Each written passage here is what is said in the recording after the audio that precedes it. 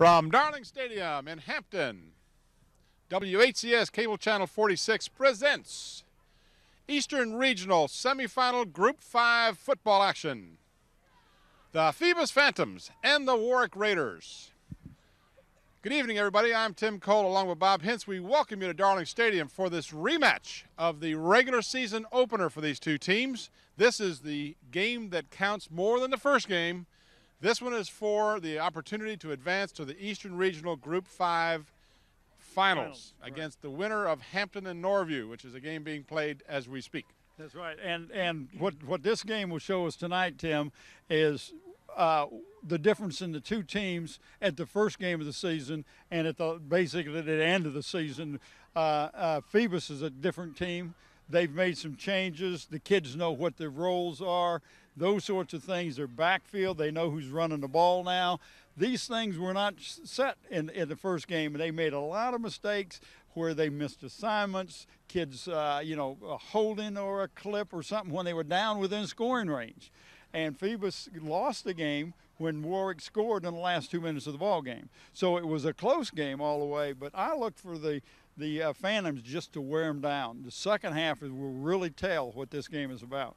Well, let's set it up for you. These two teams, of course, those of you who live in a cave don't know about this, but these two teams met in the opening game of the regular season. Warwick won the game at Todd Stadium 10-7. Late score, very low-scoring game when you consider that both of these teams have since then been very prolific scoring. So a 10-7 game was indicative of how seriously they played the game, but it wasn't, and I guess it was also indicative of how poorly Phoebus played the game because they had a lot of opportunities to score, but they weren't able to do so. They turned the ball over. They made mistakes in crucial moments. All the things that anyone who watches football knows you can't do. These are the things that you cannot do against a quality team, and don't make any mistake about it. Warwick is a quality team. Oh, Phoebus, 9-1. They lost that opening game. They're on a 9-0 streak. Warwick, on the other hand, 7-3. They're on a 2-game skid. Yeah. They're kind of faltering a little bit right now. They've got to be wondering about their confidence level, perhaps. Well, and when you have a team that has lost to Bethel, who should have been in the playoffs, 8-2, they just didn't get any help from Western Branch, and they lost to a good Hampton team, and in the last two games, it's got to affect your confidence. And these young men are no different than anybody else. You're not going into the playoffs on a winning note. I mean, you really got to reach down and find something a little different, a little special to get everybody jacked up. I think it's going to hurt them having lost the last two games of the season. Well, momentum is a totally intangible thing. Right. You really can't put your hand on it. And a lot of times it doesn't make a lot of difference, but it could in this case. Now, there's other factors here. The revenge factor comes in here. Here's the Phantoms. The only blemish on their mark was a 10-7 loss to Warwick. So they want to atone for that. They went out last week. They beat a bad Gloucester team, but they beat them badly, 59-3. This offense is clicking. Hey, that's not as bad as it could have been. There were 4 touchdowns that were called back. I heard. But let's talk a little bit about some of the individuals here. You've got McWright, who had 1,400-plus yards. He had more yardage than the entire Warwick football team. Right. Running the ball. Just running the ball. Now you've got their quarterback, the Hendricks. quarterback. Hendricks is Ronnie really Hendricks, great job. What he does is he doesn't show a lot of flash, but he doesn't lose the game for you. He's kind of like Dilfer was last year for the Baltimore Ravens. Right. He doesn't throw the long, beautiful, spectacular passes. He doesn't run for 100 yards every game, but he gets the job done. He's a good team leader. Now, let me talk a little bit about Ronnie Hendricks. I talked to one of the assistant coaches who actually is the head JV coach, Ron Johnson, and he says, I also coach quarterbacks. Well, this group that we have now that are seniors 2 years ago were undefeated JV team. Ron Johnson had another undefeated JV team this year, so he's got some kids coming up. But he says Hendricks does the little things. He goes through with his fakes. He's good at his mechanics. And that's what makes Ronnie Hendricks a little bit better than the run-of-the-mill quarterback is that he does the little things that don't get noticed, but by the lineman or the linebacker or the defensive back over here that, hey, he might still have the ball. Half a second down, boom, McWright's gone by him. So those things you can't coach. You don't learn from watching, you learn from execution, and Yeah. that's what Ronnie does. And that's kind of mirroring what I was saying about Right. the fact that he gets the job done. He doesn't lose games for you. He's good, mechanically sound, and potentially a very good quarterback. So, I mean, he's had a great season. Well, another thing that's in his favor, all games as they played, 10 games, he's had 10 sacks. That means that offensive line that I talked to Bill about have done a real good job only letting them get to him 10 times, and one was against Gloucester, of all people getting a sack. Well, and that's going to happen, but you're right, because, and that, again, we go back to the fundamentals. Folks, this doesn't take rocket science right here. You don't win games without having all the components. The Phantoms have a superb offensive line. They've got a good special team. They've got a good offensive team. Great runner in McKnight, solid quarterback, good receivers. Shadid Harris being one of them. Yes, and we will say it Shadid, and we apologize for calling you other than Shadid. There you go. No, we've mispronounced the young man's name. We want to make sure we got it right this time. But the Phantoms are solid. Now let's talk a little bit about their opponent tonight, the Warwick Raiders. They've got a young man with the last name of Vic. First name begins with M. Thank goodness it's not Michael. It's Marcus. But he is quite a quarterback. This young man, over 1,700 yards, 14 touchdown passes this year, and he ran for another 700 yards. So he, I feel, is the way he goes, so goes Warwick. Oh, there's no doubt about it. But, Tim, what he does well is that he looks for other receivers. He's got 5 different receivers that he throws the ball to. So he doesn't just key on one. So as a defensive coach, you can't say, well, let's watch 82 because that's the one that's getting most of the balls thrown to.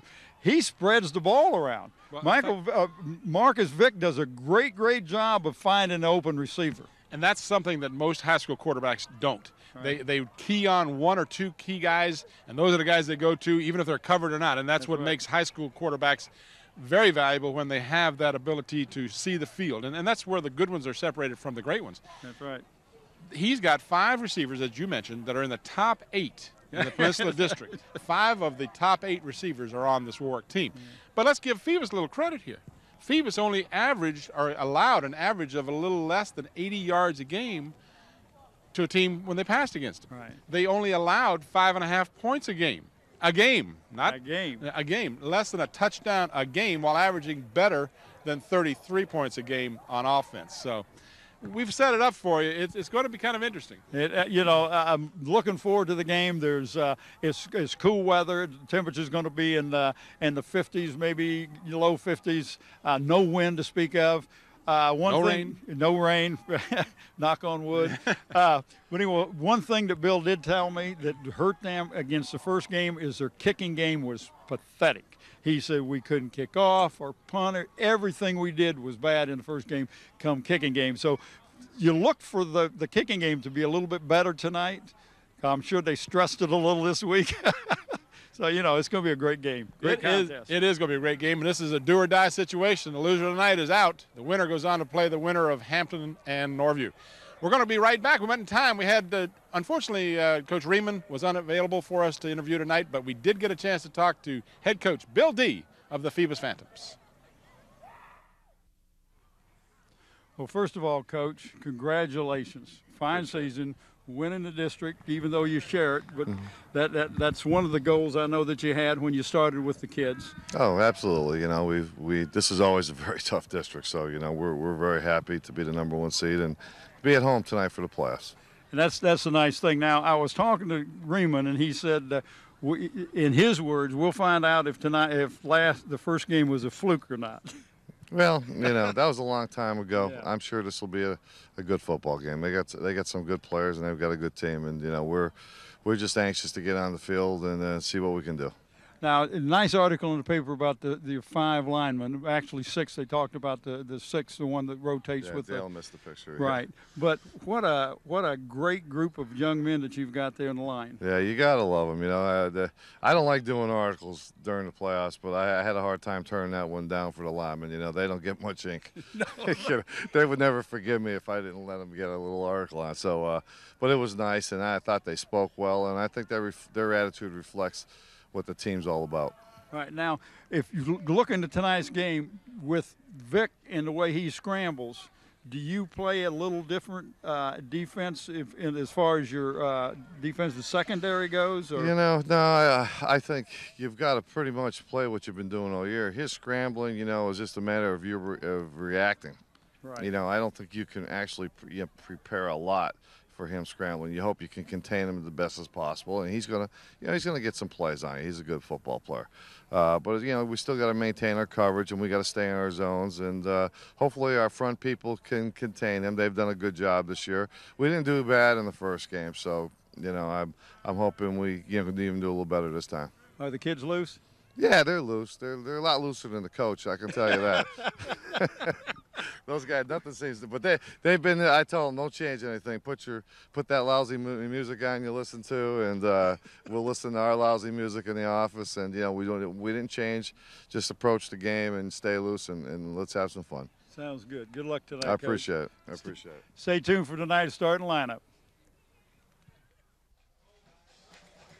And we're back here at Darling Stadium as the Phoebus High School Marching Band has just performed the national anthem. And the Phantoms football team getting set to come on the field just to the left of the picture that you're looking at. Just off to the left from the home team, obviously. And the Warwick Raiders will be making their presence here on the field momentarily as well.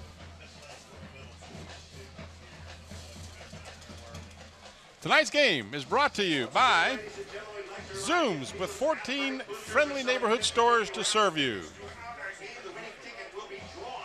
By Pearls, located at 15 North Mallory Street in Phoebus, 722-1907. Give them a call. And in part, by Park Lawn Wood Funeral Home, located at Hampton Center Parkway at Armstead Avenue. Give them a call at 827-4670. And here you see the Raiders getting set to come on the field. The Phantoms have already made their presence. Raiders, you and I were talking about this, Bob, off camera.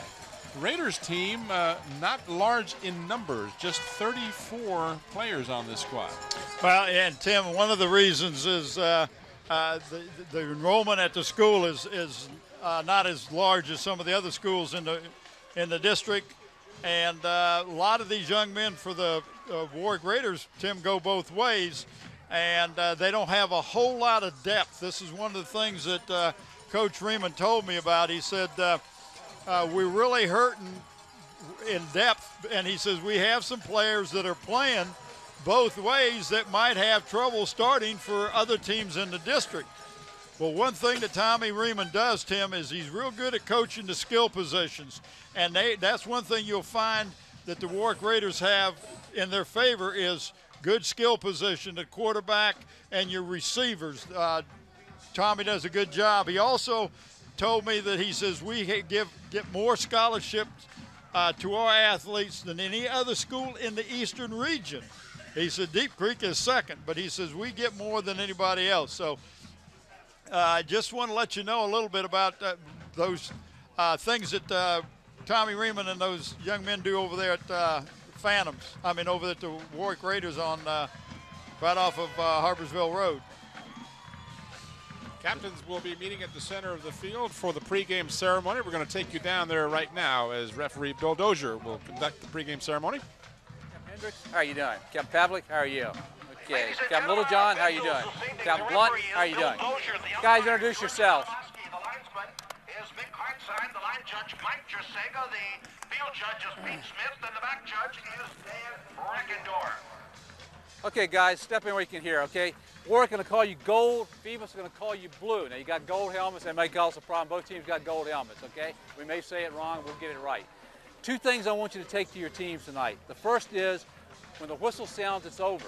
You got a guy wrapped up in the whistle sounds, let him go. Don't stick him on his head. Nobody's going to get a loose ball after the whistle sounds. Nobody's going to break loose. The other thing is, when you hit somebody, they know they've been hit. Don't get in their face. Don't talk to them. I know guys, emotion, big ball game. Stay out of people's faces. Don't be talking to your opponents. Let your hitting do the talking, okay? I don't want any unsportsmanlike, all right? All right, guys, I've got $1. Head and tail. Head and tail. Who's going to call it? Captain Vic, you're going to call it. Call it in the air. Call it loud enough for everybody to hear you. If I drop it, we'll do it again. Ready? Here we go. Head. He's called a head. He's called a head. It's a tail. It's a tail. You guys have won the toss. You want to choose? You're going to receive, okay? You guys are going to be kicking. Which goal do you want to defend? So you want to kick that way? Is that what you mean? Put your backs around here, Warwick. Come around here, Phoebus. Phoebus has won the toss. They will receive. Bring them out, guys. Have a good ball game. Good luck to you. Oh, appreciate Bill Dozier, Tim. That was a tremendous ability for us to get into the huddle, so to speak, at the beginning of the game and find out what he talks about, and that's good. He got an A for pregame ceremony. Absolutely did. As good as I've ever heard. Let's talk about those officials as you see them in the middle of your picture. The referee, Bill Dozier. The umpire is George Adamowski. The linesman is Mick Hartzheim. Mike Cherzega is your line judge. These are really easy game names to pronounce. You notice that? Yeah. This next one is a killer. Pete Smith is your field that's judge. That's a tough one. And your back judge is Dan Reckendorf. This could, you and I were talking about with Pete Schmidt in there, this could be the all-German team. All right, we're going to show you right now the Phoebus Phantoms starting lineup on offense.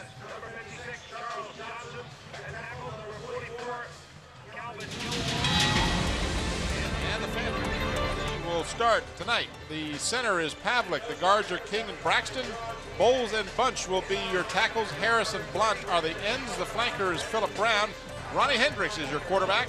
Xavier Adibi, the fullback. And Travis McWright will be the tailback. We'll give you a chance. We'll give you the defense for the Raiders.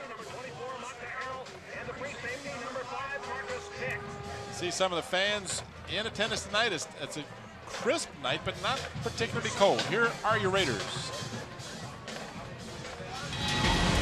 For the Raiders on defense, we have the tackles, Gilmore and Manega, the ends, Brown and Johnson, the three linebackers, Hill, Starks, and Diggs. At cornerbacks, Henderson and Taylor.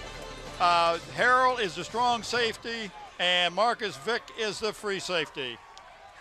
Short kick taken by DJ Parker at about the 24-yard line. He is out to the 32, where it'll be 1st and 10 for the Phantoms. Onside to start the game with, trying to get a little advantage. Brown splits wide to the left. Adibi and McWright will be in the I formation behind Ronnie Hendricks. They have a 9 front, 9 players right on the line of scrimmage. Travis McWright gets the call.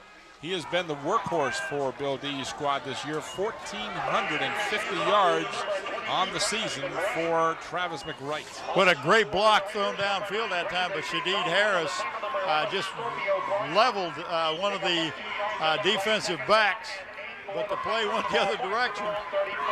2 yards on the play, 2nd down and 8 for the Phantoms, just underway from Darling Stadium. This is the Eastern Regional Group 5 semifinal contest. Hendricks with a long count, looks over the defense. Now the Raiders show blitz.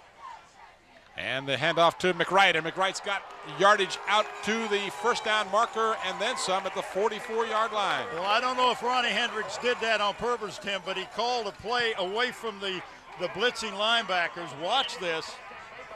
Did a great job. The blitz is coming from the top of the screen. Nice block there. Oh, great block. All the way out to the 44-yard line, a gain of 12 on the play, and it's a 1st down for the Phantoms. This is Adibi, Xavier Adibi, as he struggles out close to midfield. Tim, he just carrying people. They'll mark his forward progress at the 49-yard line. That'll be a gain of 5. Adibi's done that all year long. He doesn't get you 30 or 40 yards, but he'll get you 5. And he'll get the tough yards. Watch it. He just puts his head down and keeps his feet moving. That's a rugby scrum if I ever saw one. 2nd and 5 for the Phantoms. 10:20 left here in the scoreless first quarter. Looked like some early motion, no flag. This is McWright.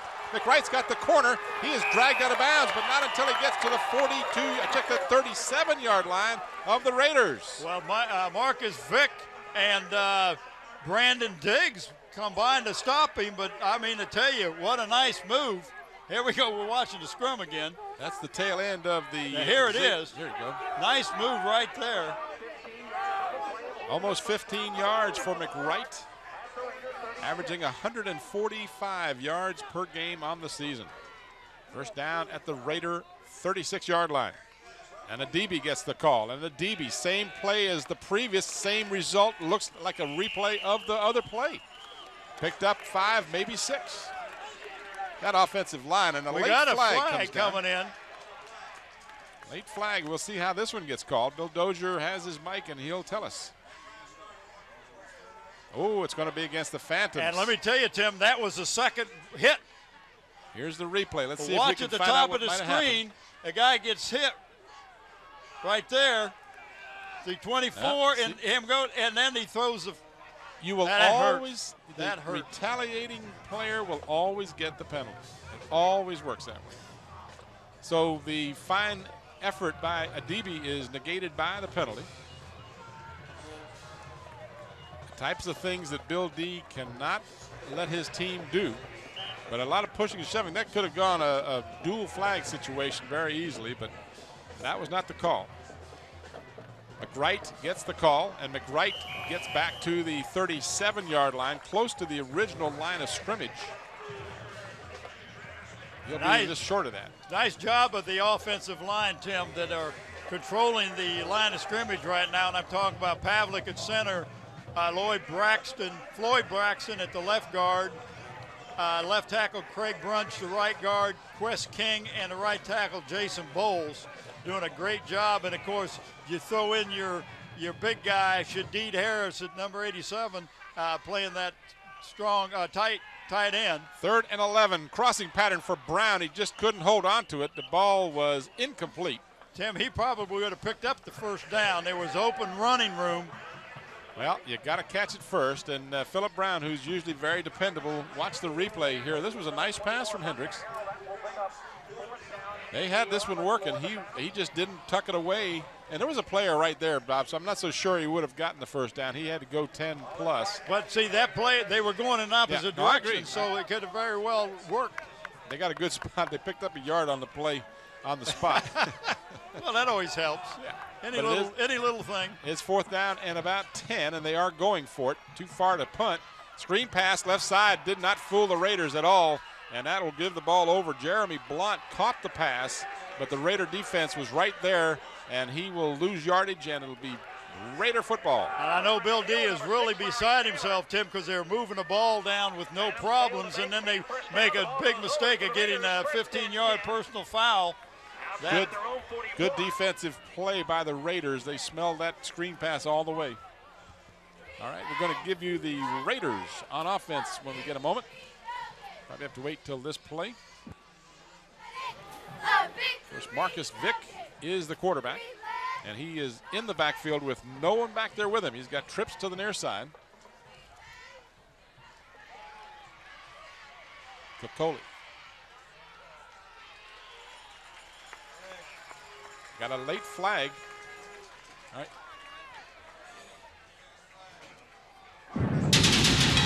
Here we go with the offense at center. Manega, Kokoli, and P are the guards. Manning and Johnson the tackles. The wide receivers are White, Henderson, and Hill. The running back Starks and Diggs and Marcus Vick, quarterback.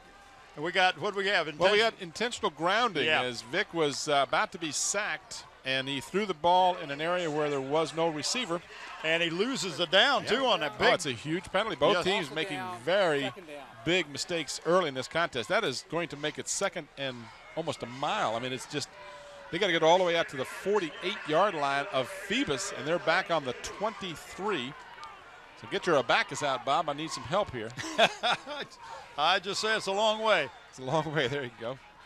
Vick hands off into the middle of the line, and the Phantoms are there to stop the run after a short gain.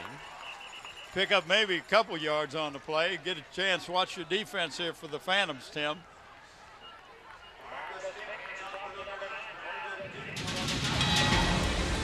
And the Phantoms defense. Little John and Harris are your tackles. The ends are Adibi and McWright. That's Quincy McWright. Linebackers are Dixon and Blunt, Lee and Hall. Corners are Brown and Parker, and Marlon Ellis is the safety for the Phoebus Phantoms. 3rd down and about 27 to go for the Phantoms. Excuse me, for the Raiders. Nobody in the backfield. Nobody in the backfield. Vick in the gun. High snap, but he gets it under control.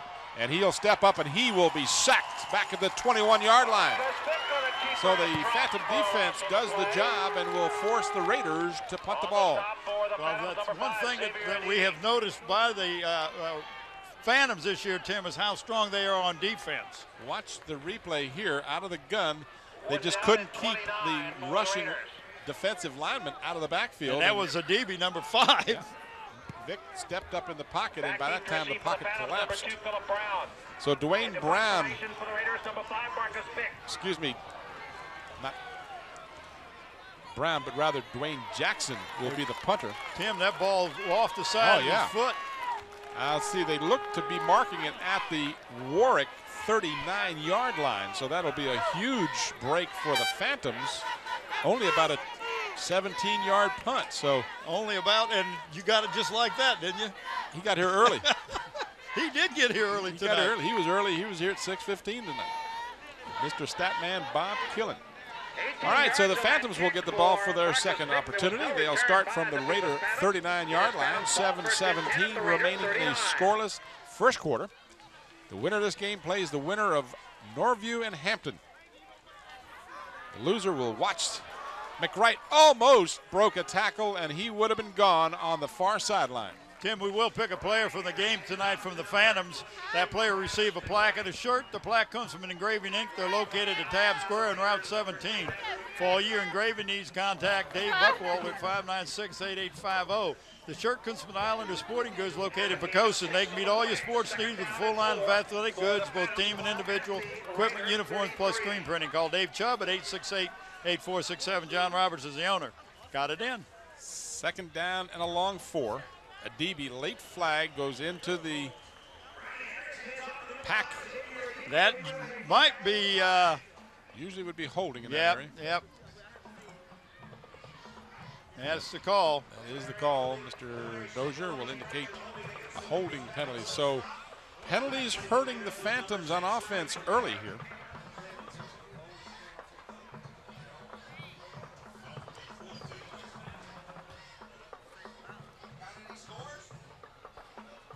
Holding against the offense, 10-yard penalty, replay second down. Talk a little bit about the coaches. Bill D is the head coach of the Phantoms, assisted by Ron Johnson, Greg Navarre, Dick Van Dyke, Jared King, Greg Day, Stan Sexton, Bob Sislow, and James Holbert. For the Raiders, head coach Tommy Riemann, Marcus Williams, Dominic Banks, Brian Potts, Curtis West, Charles Johnson, Dave Cornwell, and Neil Jones. Second down and about 13 to go. Hendricks will air it out. He's got Philip Brown downfield. He's got the football inside the 1-yard line. Almost made it in. What a great catch and a beautiful throw by Hendricks and letting him run under it, Tim. There was only one receiver out. It was going to be a pass to Philip Brown or no one, and it was perfectly thrown by Ronnie Hendricks. They spotted it at the 2, but this is and I'm going to stand corrected. I said he's not very flashy and he doesn't throw the big spectacular pass. That's the biggest spectacular pass you're going to see. Philip Brown, number 2 on the receiving end of Ronnie Hendricks. First and goal, they mark it at the 2. So at 37 yards. And Travis McWright walks in the end zone. Touchdown, Phoebus. What a way to score quick on a poor punt by the Raiders.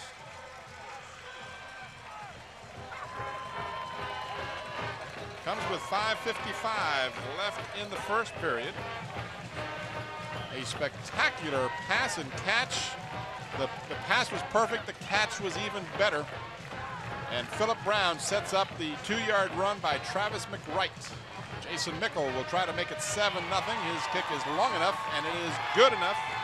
The Phantoms go on top 7-0 as you see the Phoebus crowd enjoying Watch the score, Tim. Watch the blocking. 3 people in front. Nobody touches him. Huge hole. I think you could have made it. I could have done that with you on my back. Pearls has been in business since 1947, and they have it all. Drapes, carpet, tile, vinyl, blinds, both mini and vertical, custom designed for your particular needs. Pearls is located at 15 North Mallory in Phoebus. Give them a call at 722-1907. That was a breathtaking play, Bob. Whoa, that was the pattern, the play for the long pass, he simply said, all right, Philip Brown, you're going to go one-on-one straight down the sideline. It's called a fly pattern. Fly pattern. I'm going to throw it to you. And at the end, he flew, didn't he? He did. He leaped up, caught it, and landed on the 2-yard line. Just as exciting a play as you'll ever see in high school or any kind of level football. That was well done by Ronnie Hendricks and Philip Brown. All right, we've got a short kick here taken and a fair catch called for at the 30-yard line. So neither team wanting to give the other team any opportunity to be explosive on the kickoffs. Tim, I tell you, you get hungry after watching a good play like that. And I'm thinking some of that good fried chicken from Zooms and some potato wedges and, a Coke and fill a tank up. In fact, I filled my tank up at the Zooms down there on Big Bethel Road for 98 cents a gallon today. Yeah. And what is the date today? Okay, 39 yards, 3 plays, a minute 22 is all it took the Phantoms to put the points on the board. We appreciate that. 30-yard line is where the Raiders will start. Vic gives on the right side, Brandon Diggs, number 9, carries for Warwick. He picks up about 4 out to the 34-yard line. I don't think that the Phantoms are going, the Warwick Raiders are going to be able to win this game running the ball, Tim. I think that the Phantoms are just too tough on defense, and we've watched them all year long. Little John, number 78, and Shadid Harris, number 87, of the tackles, and DB and Quincy McWright playing those ends, and then you got some great inside linebacker in Dixon and Blunt, and your outside backers are Lee and Hall. So, it's going to be tough to run against that group. Well, the thing you have to remember is Marcus Vick doesn't just pass the ball. He ran for over 700 yards, so he is a double threat, and that might be where their running game gets their help. Nice pass, incomplete on a good defensive stick by the Phantoms. Run! He didn't blow the whistle. He didn't blow the whistle. DJ Parker picked the ball up. Are they saying that was an interception? The referee, Tim, stood right there and did not blow his whistle, just watched the ball.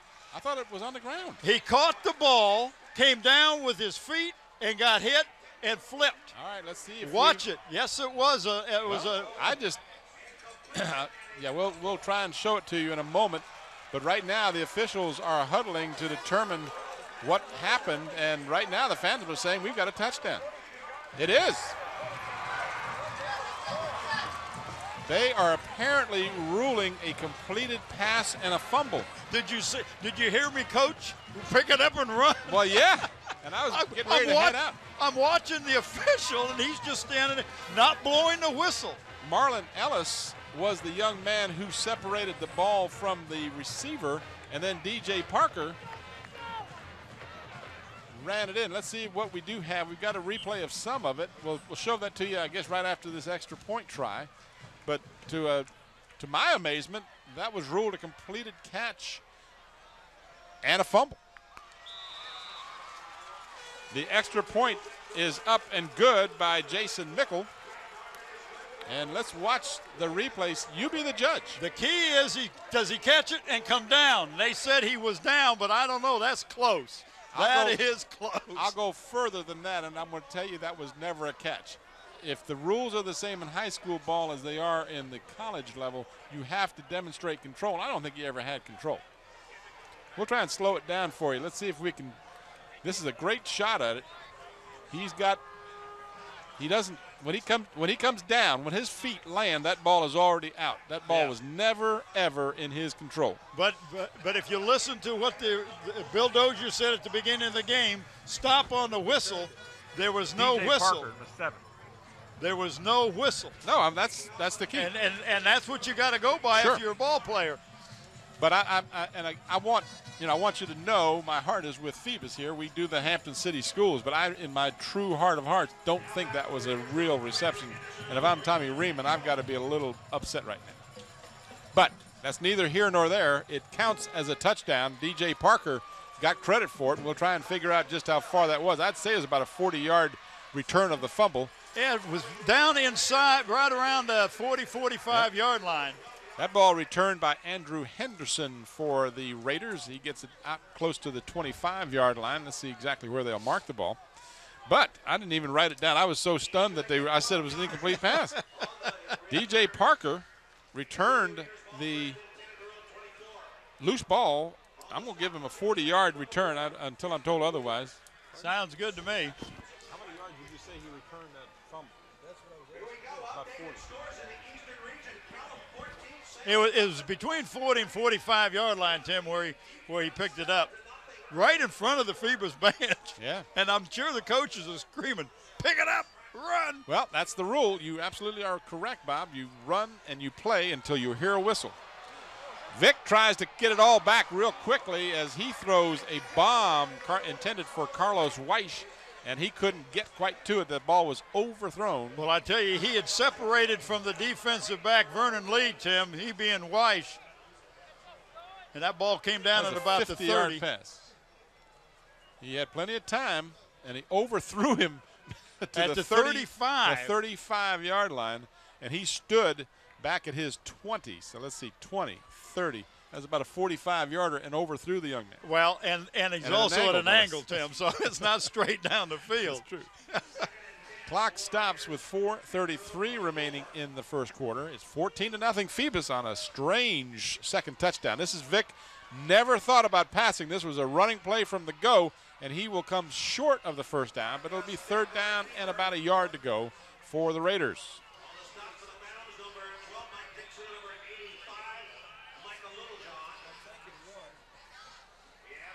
Well, see, he's going to the weak side. You got three wideouts to the bottom of the screen, and he went to where there were less defenders. Nice, smart move. Got a player down. Can't make out the number. If that's Vic, that would be the ball game, basically. No, Vic is in the huddle. It's a lineman. I believe they 79, 79. That would be Gerard Page. He was an offensive guard starter.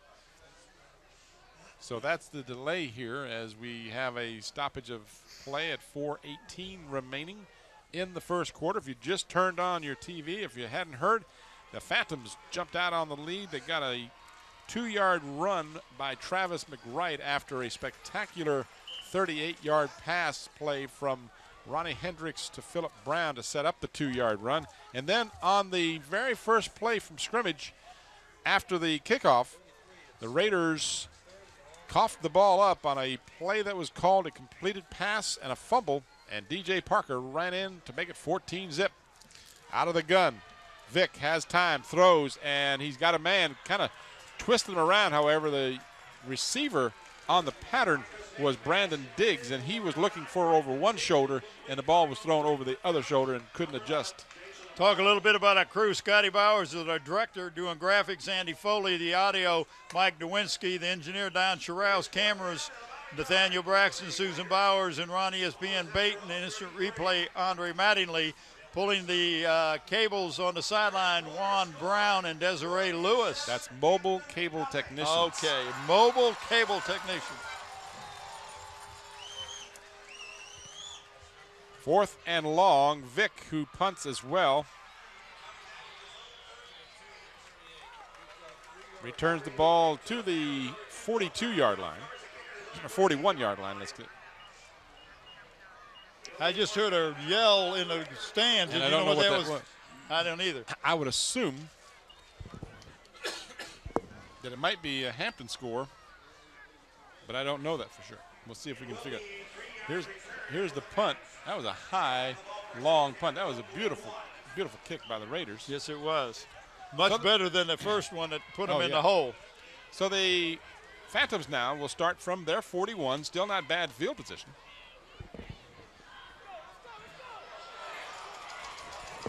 A DB with a big run as he picks up about 11 yards down to the 48-yard line of the Raiders.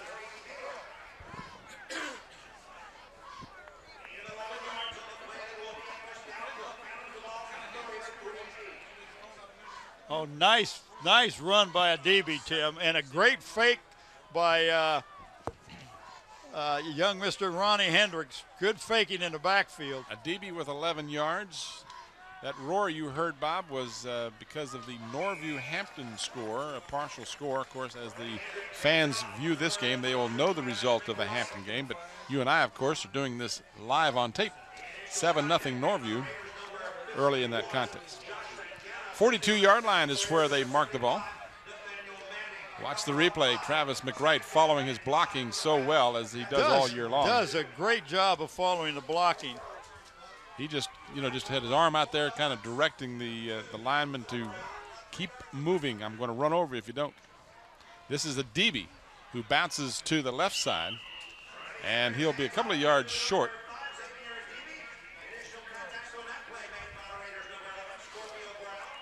They mark the ball just short of the 40. It'll make it 3rd down and almost 3. Here's the replay. Now, one of those times that a DB went east and west when normally you will only see him going north and south, and that he has such a powerful gait that it's hard to keep him from gaining yards on you. But the Raiders forced him out of the hole and slowed him down a bit. This is McWright, who's not slowed down a bit at all as he has the 1st down at the Raider 34-yard line. Tim, he hitting that hole awful quick, isn't he? He is, well, it's just kind of like lightning in a bottle. He is so quick, and we've talked about this in our previous games. He also has power as you watch the replay here. But look at the hole that the offensive line is making for the running game of the Phantoms. You saw Ronnie Hendricks throw that great pass, but I'm going to tell you something. If they deviate much from the running game, I'll be very surprised. There's 2 factors that go along with that, as you already know, and most of our fans will as well. This is McWright. He's gone. Oh, nobody touched him. Touchdown, Travis McWright from 33 yards out. Tim, nobody put a hand on him.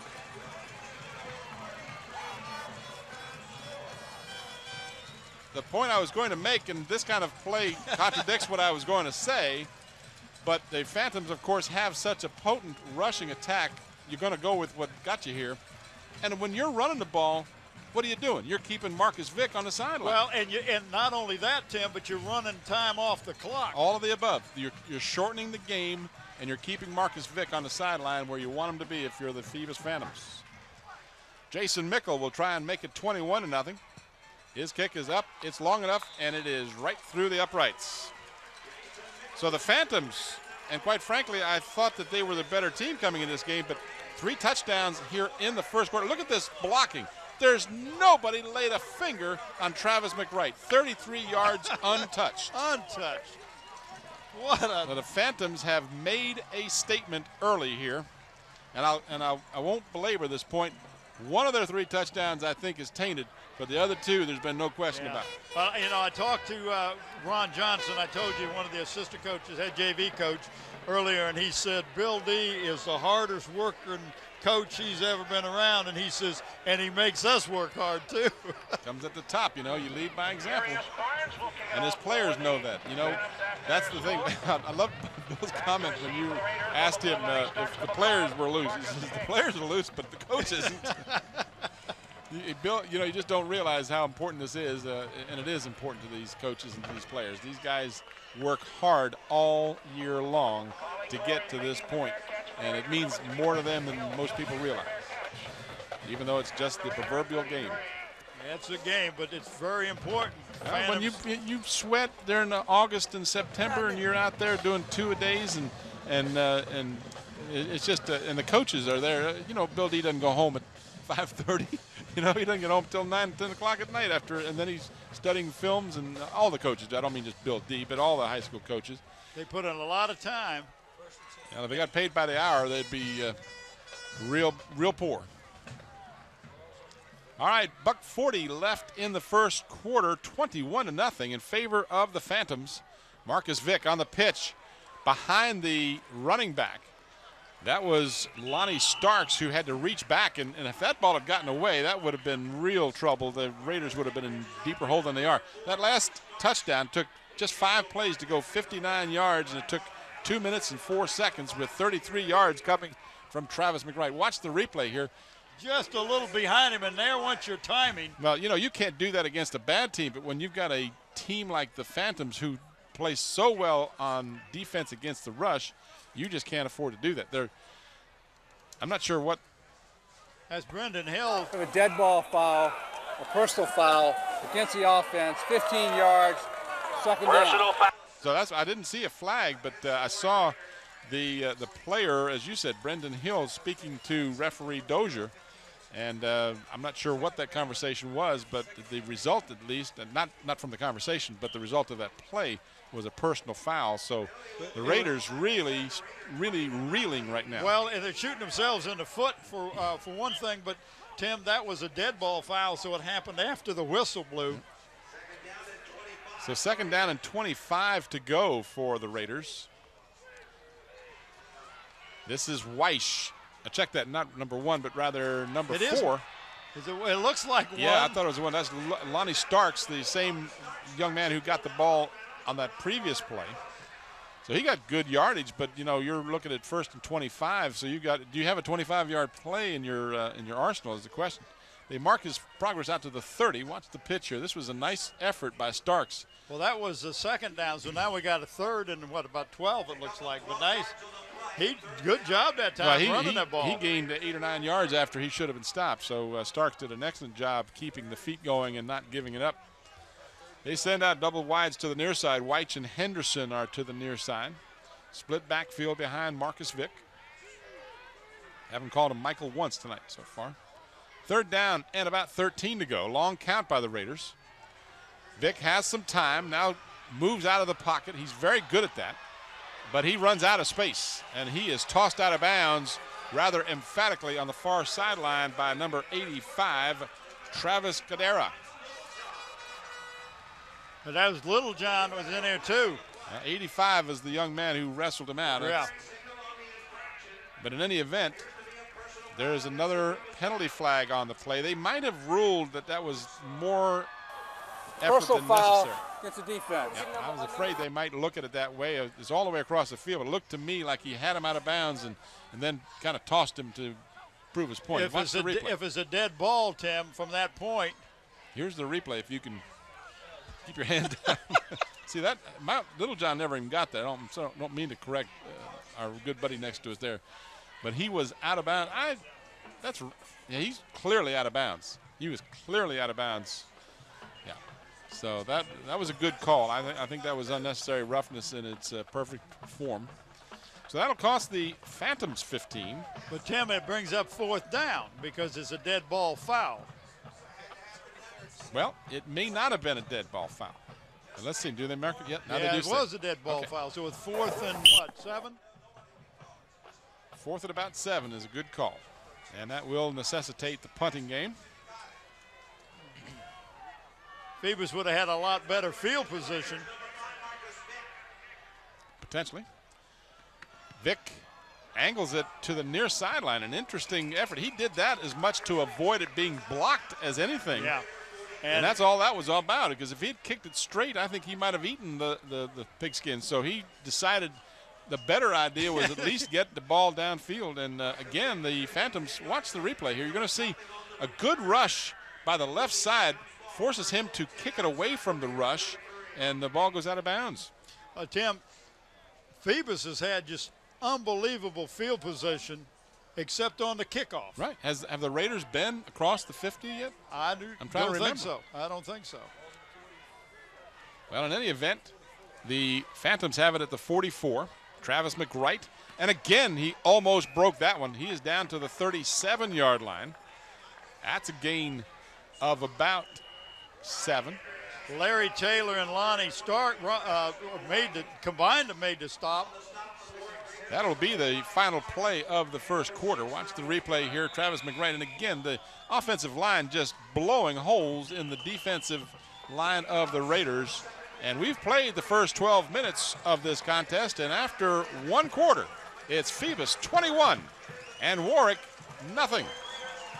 Who would have thought it would be this big a spread at the end of one? Well, it would have definitely been 14-0. I mean, there were two scores, like you said, there were no question that middle score was a little different.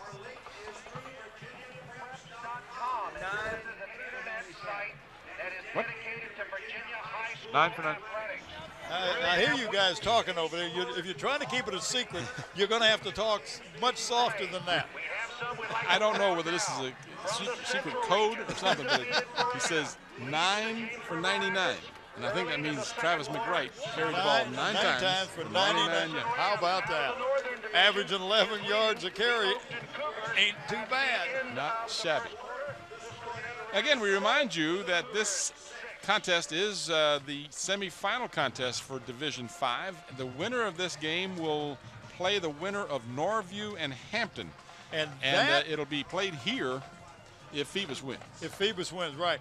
And also, Tim, the winner of next Friday's contest will travel north and play the winner of, well, one of these four teams, Mount Vernon, Yorktown, Edison, or James Madison. We'll get into that next week as we need to. Don't want to confuse the issue too much, but looks like the Phantoms have the first down.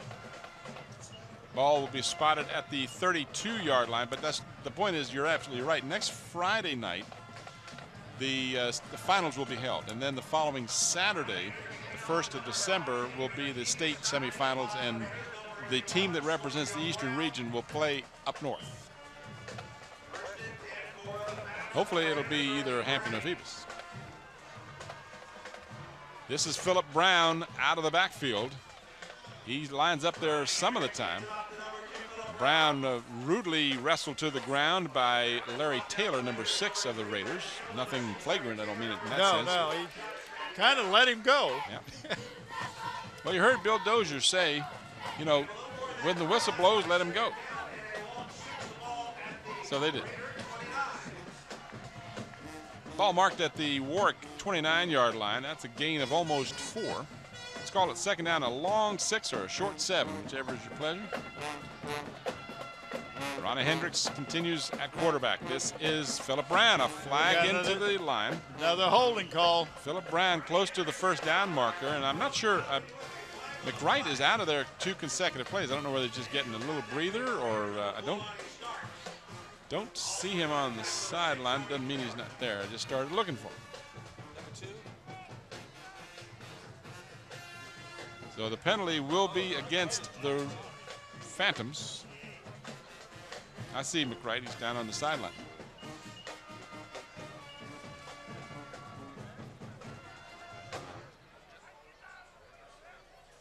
Replay second down. So Bill Dozier, you may have heard most or all of that. Holding, 10-yard penalty. Second down for the Phantoms. That's the second holding call that they've had in this first half. Warwick's got they've got 10 men right up on the line of scrimmage almost. Philip Brown takes the fake, and they've got a man past the defense, but just overthrown as Ronnie Hendricks laid it out there for Jeremy Blunt, but he couldn't quite get underneath it. Just need to put a little more air underneath it. He could have run under it. It was close. And while he was throwing that ball, Xavier Debe was wide open in the flat. And again, McWright is out of the lineup. There's the play action fake, and Hendricks had him beaten, but just overthrown a bit. So we don't know. McWright's in. McWright's back in? Okay, yes he is. So that answers that question. I didn't know you asked a question. I was going to ask a question. Third down and long. Swing pass far side for McWright. Not a bad idea. And he is still going, but he stepped out of bounds at about the 32-yard line, which will be well short of the first down by, well, I'll wait and see exactly where they mark maybe about 8 yards or so. It'll be, but it's again in that area where you're going to take a timeout, Bill, I think will, and they're going to talk about what they want to do. It's too far for a field goal, and it's too close to punt. That's right. Call Pearls for all your drapes, custom designed by interior decorator Ray Paris and Tommy Thompson. They will do a free in-home consultation. Pearls is located 15 North Mallory in Phoebus. Give them a call at 722-1907. The president is John West, and the vice president is Rita Barker. McWright in the contest now, 10 carries, not including that last catch, but 10 rushes for 102 yards here, and we've just started the second quarter. Tim, and Zooms has given an award to the senior player on each of the Hampton teams this year who has demonstrated academic excellence. These players will be awarded plaques at a school board meeting after the season. We'd like to thank David Allens and Zooms for the continuing support of WHCS and our student athletes. And I'll give you the name of those athletes, Tim, from this Phoebus Phantoms. Number 9, Marlon Ellis. From the Hampton Crabbers, number 1, Aaron Whitehead. From the Kickingham Warriors, number 52, Tommy Hammond. And from the Bethel Bruins, number 54, Jonas Watson. And Mr.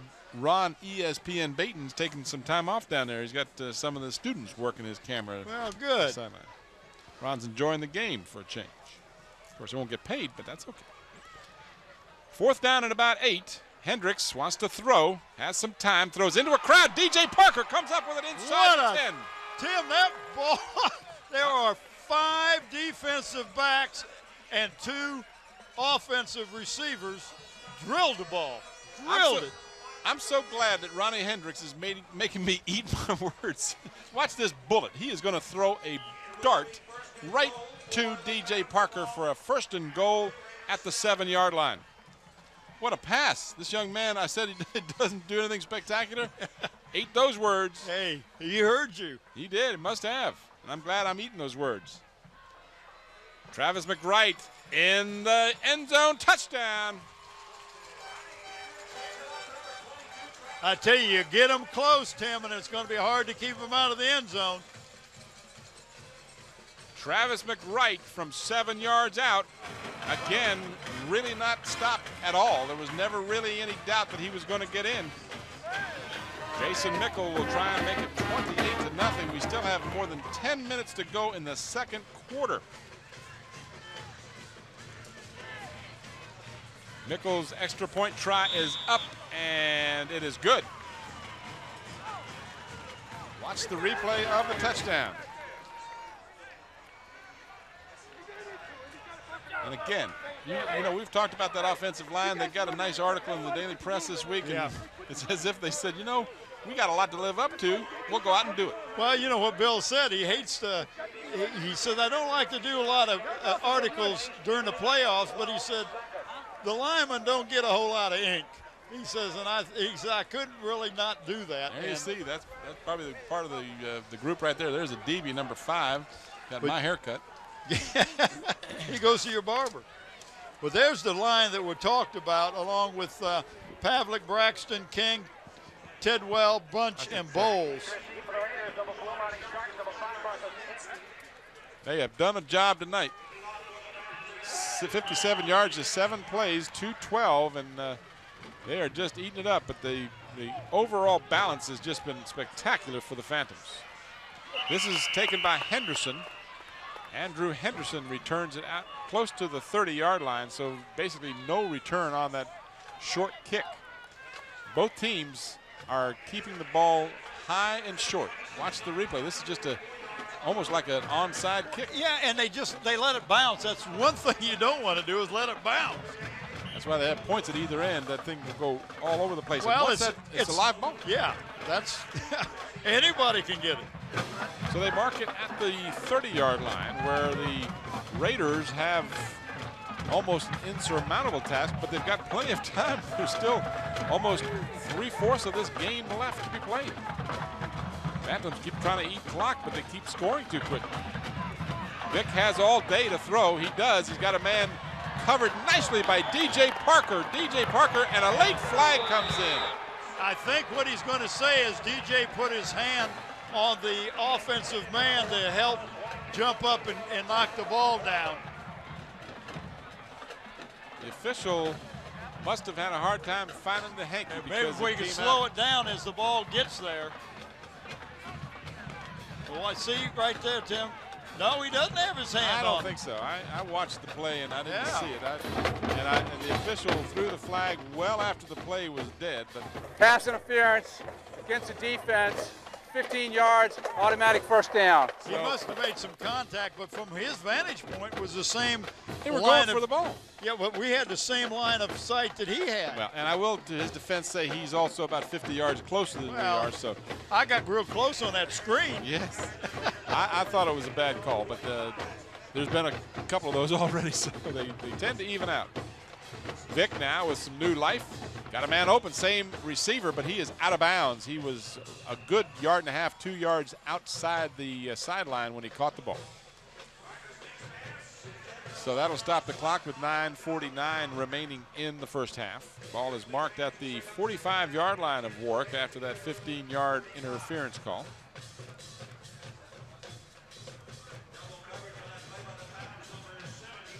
Again, we'll get a chance to see the play that the penalty was called on.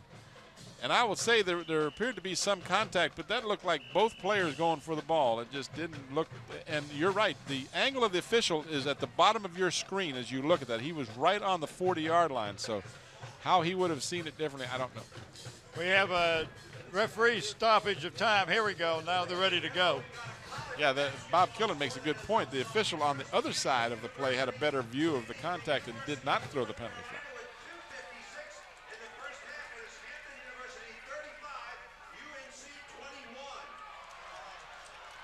Marcus Vick, ever so dangerous, running out of the quarterback slot. He is in Phoebus territory and a first down at the 41-yard line.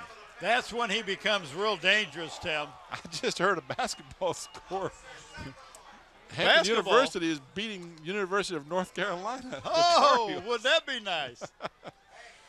Yeah, they've done something like that before. Didn't they do it in the regionals last year? Yeah, they upset Iowa State in the first round of the in the regionals. So you watch the replay there. That was Marcus Vick, vintage Marcus Vick, as he scrambled around and got a first down for the Raiders. They've marked it at the Phantom 41. Well, they have gone completely away from any kind of running formation. Now, down 28-0, you really have to. And the Phantoms know what you're going to do. Good time for Vick to throw, and he well over everyone's head. He wasn't even close as he what an arm this young man has. That was about a 45, 50-yard pass. He didn't even make a strong effort to do it. Watch the replay here. Good protection now for the quarterback, Vick. He's getting good protection by that offensive line. There you see it well over any intended receiver's head. So 9:07 remains in the half. Well, this Tim, game will be dragged out a little bit with this passing. They picked up about a half a yard on the. They tend to do that. You notice that? Yeah, picked up a half yard on the incomplete pass. I'm not getting on those chain gang guys. One of them is Calvin Thomas, who is remember him from basketball. And I told him, Calvin. I asked him, I said, what are you doing here? There's no basketball here tonight. He said, I'm running the chains. And I said, Calvin. He's working on the chain gang, right? Calvin Thomas, longtime basketball official on the peninsula. I told him, I said, hey, I'm going to talk about you, that you're going to be calling traveling out there on the field tonight.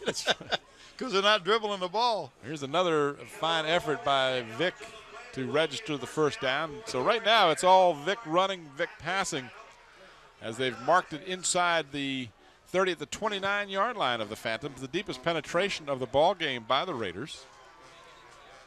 They trail 28-0 in the semifinals of Division 5, Group AAA. I'll get it out yet. Again, Vick has time, but now he doesn't, as finally he couldn't find anybody, and Mike Dixon, number 12, shot the gap and sacked him all the way back to the 38-yard line. Well, he plays that inside linebacker, and he really was a delay blitz. Now watch, he doesn't come, and then all of a sudden, here he comes. He just snuck through there, and Vick had no opportunity. If he had thrown it up, it might have been picked. So Vick took the correct way out. He had to eat the football. They mark it back at the 38-yard line. That's second down and about 19 to go. Calvin's on this side. I see him. He's the unofficial mark. Yeah, he's not on the chain gang. He's on this side. Out of the gun. Vick has some time again. Steps up in the pocket, got away from a tackler, but gets caught from behind after he gets to about the 30-yard line. He was caught from behind. Quincy McWright, 89. That's what I thought it was. Yeah, I thought it was Quincy McWright. They mark him at the 31-yard line. And that brings up third down and about 11. And again, it's pretty much Vick scrambling.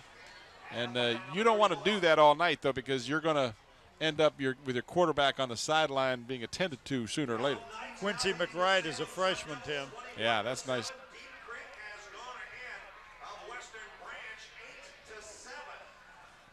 Vick out of the gun. Got hit just as he threw the ball. A late flag comes down right at the line of scrimmage, and the pass incomplete. Well, if that's holding, you might. I don't know if you'll take it or not, Tim, because it makes it 4th down.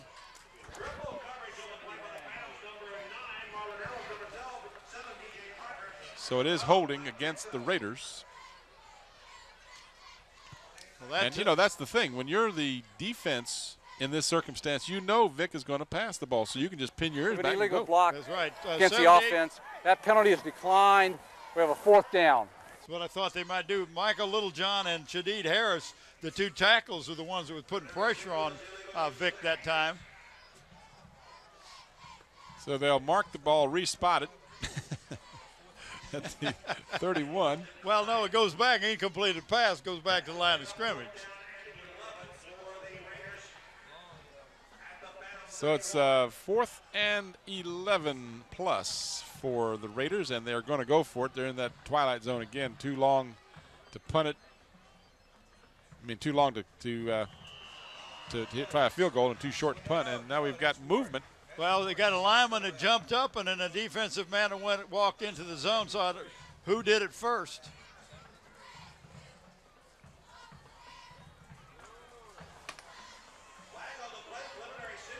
Encroachment against the With a dead ball foul, encroachment against the defense, 5-yard still penalty 4th down. 4th down and So it's still 4th down, but it's a whole lot different 4th down when it's 4th and 6 instead of 4th and 11. Yeah, now you wish you would have taken that penalty. Yes, that's right. Can we go back and take it? Do a do-over.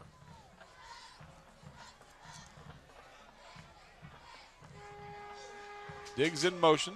That's the intended receiver. He's gone down to the corner of the end zone, and the pass is too long, incomplete. I've checked to see if I see any penalty flags. I do not, and that will mean the ball over on downs to the Phantoms. And that's probably about the worst field position the Phantoms have had all night. Here's the replay. Vick again has some time, but just overthrew as he's done pretty much all night long, and that's partly because at least of the good coverage by the Phantoms. He's got young men that aren't open, so he's got to overthrow it or risk the interception. Well, and not only that, he's getting some pressure, so it's not that he can just sit back there and wait for somebody to break open. But I will say I think he's getting better protection now than he was earlier. This is McWright, and I would be amazed if Bill D throws the ball anytime in the next 2.5 quarters. We have said that before, well, not necessarily Bill. That's that team down on West Queen Street, but Boy, Bill D doesn't like to throw the ball too often anyway. When you've got a young man that rushed for over 1,450 yards, that's him you're looking at right now, Travis McWright. He gained almost 8 yards. Let's call it 2nd down and about 7. Excuse me, 2nd down and 3, rather. And into the middle of that line, close to the 1st down. His forward progress will determine that. If they give him the 36-yard line, that would be enough for the 1st down. We'll see where they mark it exactly. Who carried the ball? McWright carried it again? No, actually, was it a DB? Like Mike Dixon. Oh, Dixon, okay. 12. So they're going to measure for the 1st down. It's that close. Okay, Legal Eye. Now, let me get a gander at it here. It's going to, boy, that is as close as they come. I'm going to say he just missed it by about an inch. He might have made it. Nope, I think you're right. He missed it by just about an inch. Was I on that one or what? Did I get that one? Oh, you on them. Well, I tell you what. When you're right, you're right. Can't read anything in front of your face, but yet you can see all the way across the field. It's amazing. That was the chain gang working for me there. So it is a 3rd down. It's not that crucial because they still have another down here to try and pick up a 1st. Might just see Ronnie Hendricks take it, and you do. And Ronnie Hendricks will get the 1st down and then some out to the 37-yard line. So it'll move the chains for the Phantoms with 6:23 left in the 1st half. Phantoms lead 28-0 over the Raiders. just to recap for you real quickly, it's been the Travis McWright show here in the first half, along with Ronnie Hendricks, the quarterback. Great pass to Philip Brown, set up the touchdown by McWright. DJ Parker returned a fumble for 40 yards, and McWright has added a 33-yarder and a 7-yarder to make the score 28-0 Phantoms. This is Travis McWright again. He is across the 40, stopped at the 41-yard line. He'll pick up about 4. And the Phantoms will be just as happy as they can be to go 4 yards, 4 yards, 4 yards first down, 4 yards, 4 yards, and so forth. And I tell you, Tim, the whole time they're doing this, they're keeping the ball out of Michael Vick's hand, as you alluded to before. Marcus Vick. Marcus, did I say Michael? Yeah, you said Michael. I knew one of us would. I don't believe That's going to cost you a quarter. A quarter? I'm going to be broke before the night's over. Well, I figured I'd be the first of us to do it. This is Adibi, and not Nathaniel. This is Xavier. Nathaniel will play on Saturday against UVA. Got a good game Saturday afternoon as the Tech UVA annual battle goes on. Nice article in the paper, I guess it was Wednesday, about UVA and the feeding system here on the peninsula to UVA, and then they added that it trickles down to Virginia Tech. Yeah, they get a lot of, most of them go to UVA. Yeah. First down, just shy of midfield for the Phantoms. Travis McWright again has a big hole, gets to the outside and is dragged out of bounds by Marcus Vick, but not until he gets to the 31-yard line, and that'll be a first down for the Phantoms. The only thing Bill D won't like about that play is it stopped the clock. 20 on the pick for Travis McWright. That puts him well near the 130 Watch this replay, Tim, right here. Nice move. Oh, they're just eating up that Warwick defense. Well, your safeties are making the tackles. 138 yards so far in the ball game for Travis McWright. Still got 5 minutes left here in the first half. This is Philip Brown, and Brown gets nice yardage. He is inside the 25 down to about the 23-yard line. So he picks up 8. Tim, your cornerbacks and safeties are making the tackle. And if you're watch this replay. The offensive line is putting holes out there that you and I could run through. I'll be tired after the first carry, though, I think. Yes, sir. Yep, Xavier Adibi. He gets the first down as they move inside the 20 down to about the 18-yard line. This is a demoralized Warwick Raider team right now. And they're going to be sucking a lot of wind, too, because the defense has been on the field a lot. When the Raiders have had the ball on offense, it's pretty much been a passing game. Incomplete passes leaving a lot of time on the clock. First down, Phantoms. They continue to roll. This is Philip Brown, and Brown is inside the 15 to the 14. And then we've got a Raider shaken up on the play. Bill Dozier calls for Coach Riemann to come over as quickly as he can. And he is right there that quick. Watch the replay.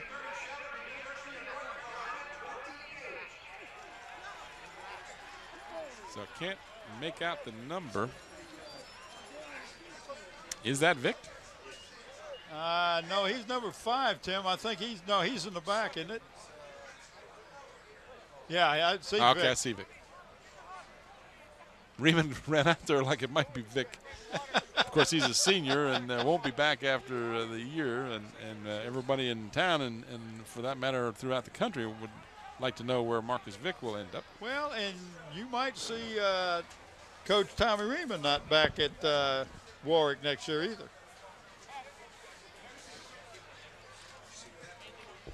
Is this some kind of scoop you got here, Bob? Well, just a little bit of scoop. About a, good size scoop of ice cream. Good size scoop. Huh? Yeah. Now it's pretty well known. Tommy will probably go on to bigger and better things. Does a great job at the high school, and he's got some young men that he's worked with that are in the pros, Aaron Brooks and Michael Vick. So I look for him to perhaps get on to maybe the college level or something, working with the working with skill Brandon positions. Diggs, who was shaken up on the play, and we're happy to report leave under his own steam. He plays one of the 3 linebacker spots. Yeah, they're getting roughed up pretty badly by that offensive line of the Phantoms, and they can ill afford to lose Brandon Diggs, big 6'2", 205 senior. So they'll hold things here until they make sure Diggs is completely off the field, and he is now, so that will crank up the clock, and we'll approach the 4-minute mark in the first half. Ronnie Hendricks, 2nd down and about 7. Pitch comes to Philip Brown, and Brown down the sideline is inside the 5-yard line, where it'll be 1st and goal for the Phantoms. It looked like Phillip was going to run out of bounds, Tim, and then he cut it back in and picked up about 3 or 4 more yards. Watch this on the replay. Right here, cut right back inside. So I'm not going out of bounds. I'm going out of bounds. First of all, Coach D told me to stay in bounds. Secondly, I'll keep running. So it is a 1st and goal at the 4. Brown continues to be the tailback. Adibi gets the call, and big Xavier Adibi is no signal yet. Now there he's in it. He's in.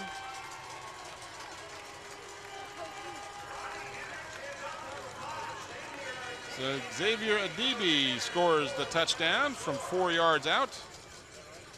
And it makes it now 34-0 in favor of the Phantoms. You might suggest the Phantoms are enjoying this first half.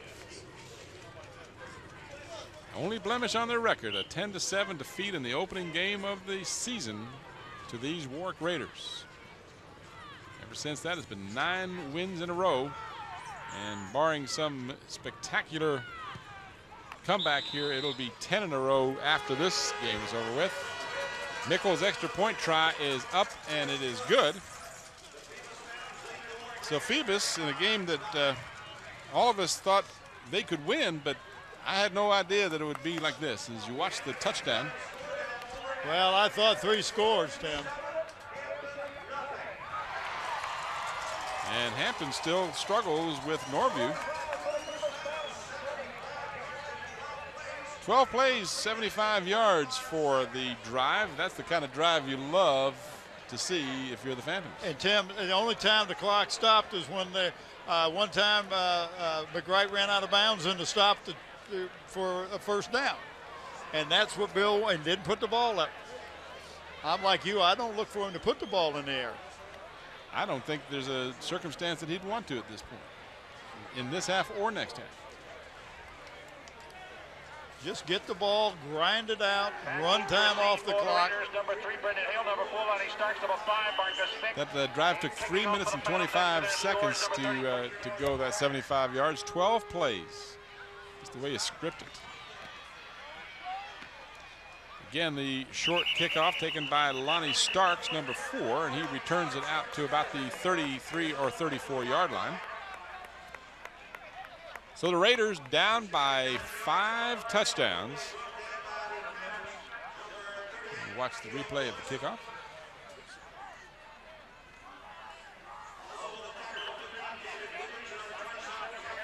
Tough situation. You're in the playoffs. You go into the Warwick locker room at halftime. How do you deal with that? Down 35-0. Well, you got to say, okay, fellas, we're going to put the ball up in the air a lot. Well, at this point you say, and you also have to say, you know, you've got to reach down and have that pride, because anyone can just lay down and roll over now. But you didn't get to this point by doing that. Nice run. Whoa. Good stick by Lonnie Starks as he gets the 1st down all the way out to the 46-yard line. That's a gain of 12. So one of the few effective running plays for the Raiders. Well, don't you know that the Phantoms are like everybody else, are expecting to run, but he just ran over Brown, and Brown is mad at himself. Yeah, he's mad. He didn't get hurt, but he was frustrated because he said, man, I was there, and that guy just I know the determination Philip Brown has got. He'll want to get revenge on that one. 11 yards on the play. 46-yard line, and the Raiders stick to the ground. Lonnie Starks. And Starks has a big gain all the way down inside the 20, still going to the 17-yard line. So don't exactly mark the Raiders out of this thing as far as giving up the goat or anything. They're running the ball. And they're running it effectively. If you're the Phantoms, you got to worry about starting to become a little bit complacent. Well, that and the fact that you're expecting them to pass. See, you're looking for Vic to go back and pass or scramble, and this young man here's got some fine speed. He almost broke that in the open. DJ Parker slowed him down and then got help. Well, Tim, one thing that you will find about the Raiders is when they're back with Michael Vick under the quarterback. Marcus Vick. Gee, man. You want me that's 2 quarters. 2 quarters. Okay. But anyway, when Marcus is under the center, they will run the ball rather than him back in the shotgun formation. And it just really makes you worry about letting the Raiders get a little bit of confidence. Yeah, Bill just went over there and said, all right, now this is fine, but we cannot sit back here and let them get back in this game with a score late in the half here. Give them some momentum coming out in the second half. Well, and it starts second half, Tim, they come out with the ball. Can you pick up that phone around the other side there and call Zooms? You talked about that fried chicken a while ago. I haven't had fried chicken in about 2 weeks. And look at Calvin Thomas running down there on the sideline. We'll see if Zooms will deliver. We could use that. Yeah. They've been known to deliver to your house. Well, they know where I live. In fact, somebody told me they got a key to your door. As long as they leave the fried chicken and the potato wedges. This is Diggs again, as they are Starks rather. Lonnie Starks, not Diggs. Diggs is number 9. So Starks is the ball carrier, and I would also suspect that two situations here. Riemann would love to get a score on the board and get some positive momentum into the locker room as you watch the replay here. And he also, and again, I talked about this, the running attack will set up the passing attack. So I would not be surprised to see Vic roll out and pass or roll out and run. Well, Tim, or fake a handoff. Your running play is working. Fake the run, and either you have the option to run or pass. And here he goes with the option. And a pitch to Starks, and he will get in for the score. He will that. So just what the Raiders needed was a 15-yard run on the option play. Starks, who's been the man carrying the ball, showing great quickness, and what a nice pitch by Vic. Waited till the defense came up and was ready to hit him. And it's nice to be right once in a while. That was exactly what we talked about. The running, set it up. You had the option here where Vic, if he had the opening, he's got the speed to get it.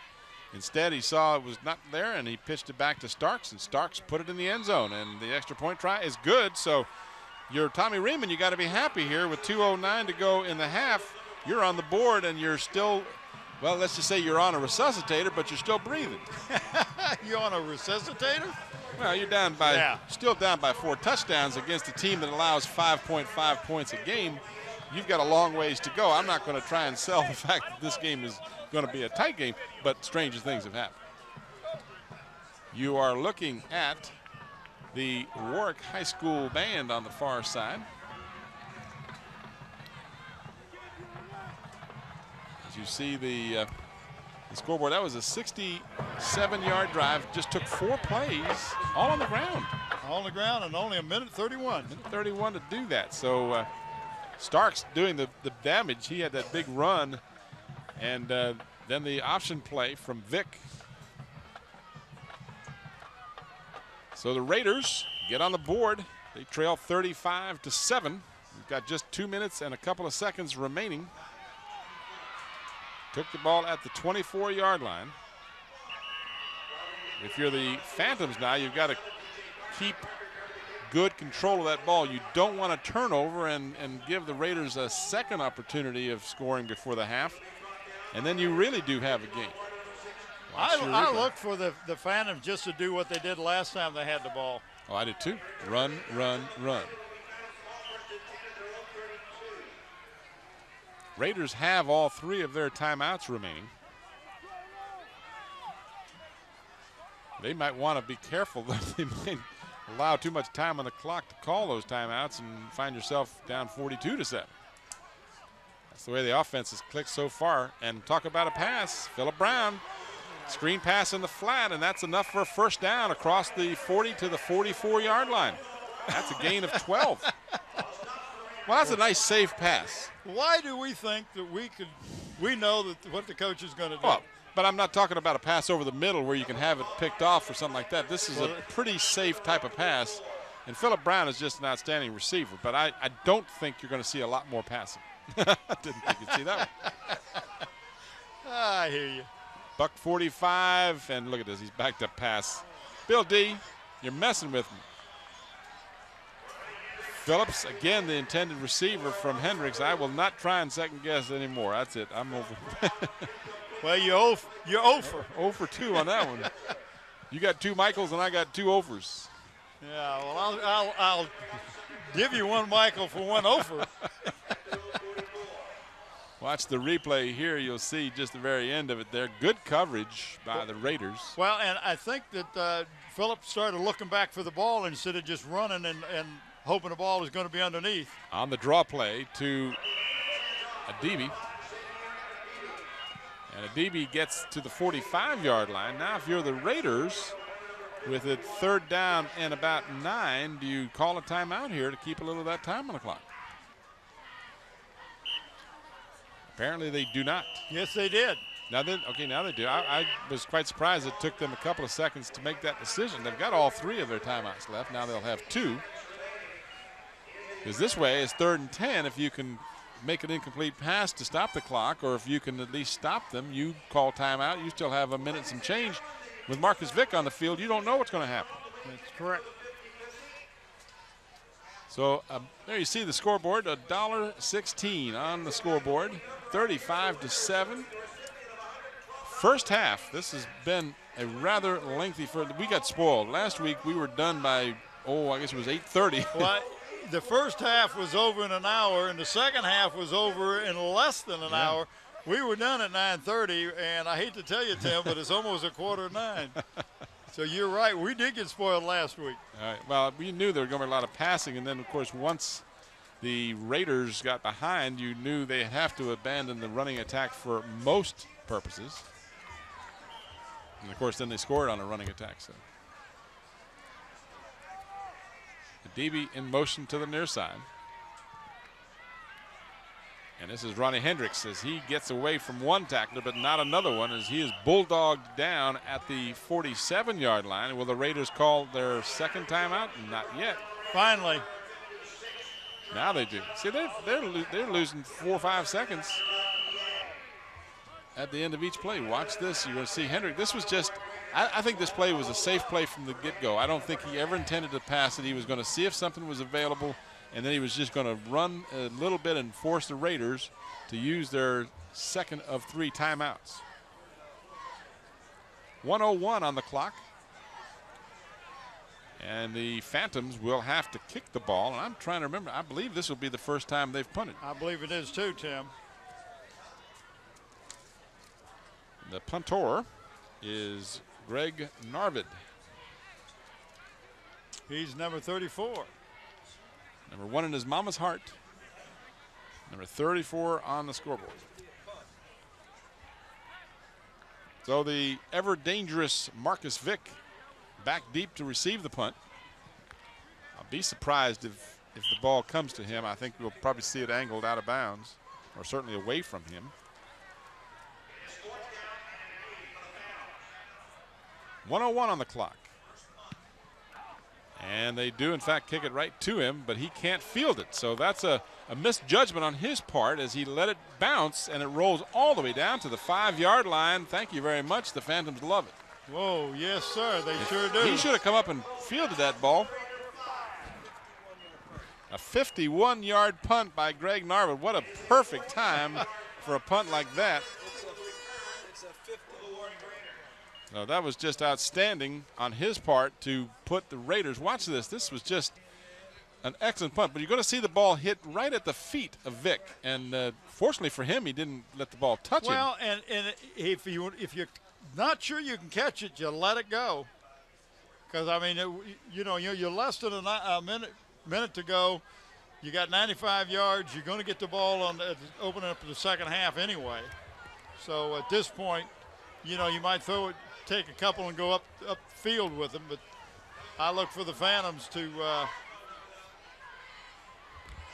you got to be concerned about the run.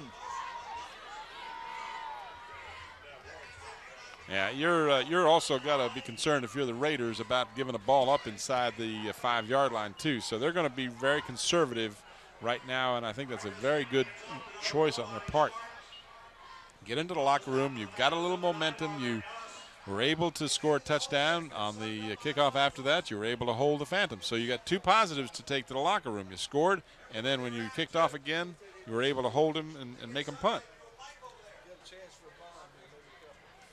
Now they may try one bomb here. You got 15 seconds. The time running out. If you throw it deep and it's intercepted, well, they're going to keep conservative. Ball comes loose, but he was down. The official emphatically ruling the ball was dead, and that will be the final play of the first half. So a lengthy first half, but a successful one for the Phantoms of Phoebus. Our score at halftime is Phoebus 35 and Warwick 7. We'll return to Darling Stadium for the third quarter of action after this brief timeout.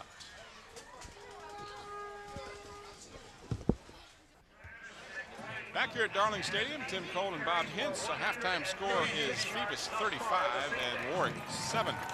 In the first half for the Phantoms, they rushed the ball 31 times for 219 yards, with Travis McWright leading the way with 14 carries for 138 yards.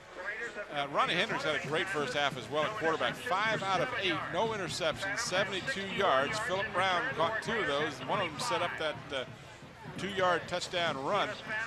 2 catches for Philip Brown for 50 yards. Total offense, 17 first downs, no turnovers, and 291 yards on offense for the Phantoms. The only blemish they had was 6 penalties for 70 yards in the first half. For the Raiders, they had 17 carries for 99 yards. Their leading rusher was Starks, and he was all of their offense. Lonnie Starks came on strong in the first half, 8 carries for 28 yards, and one of those was a touchdown. And passing, Marcus Vick just 1 of 6 for 8 yards. Who would have thought that? Mal Warren caught that one. Total of 107 yards offense, 7 first downs. The Raiders fumbled the ball once, and they lost it, and they were penalized twice for a total of 25 yards. Well, Tim, that yardage that they got on the carrying the ball, the Raiders, most of that came on the 4 plays for their touchdown drive when Starks broke it.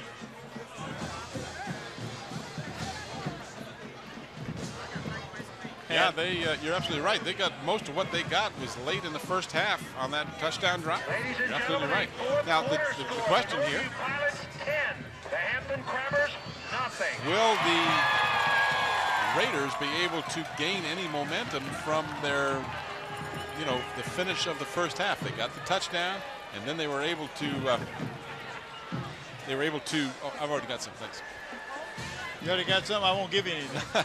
Got someone trying to give me some more statistics. Oh, I have the man who gave me his statistics. Yeah, that's all we need. But it is nice. And one of the things we see in the playoffs, of course, I didn't see the sandwich tray here tonight. I guess we probably were a little late for that. We forgot to call Zooms.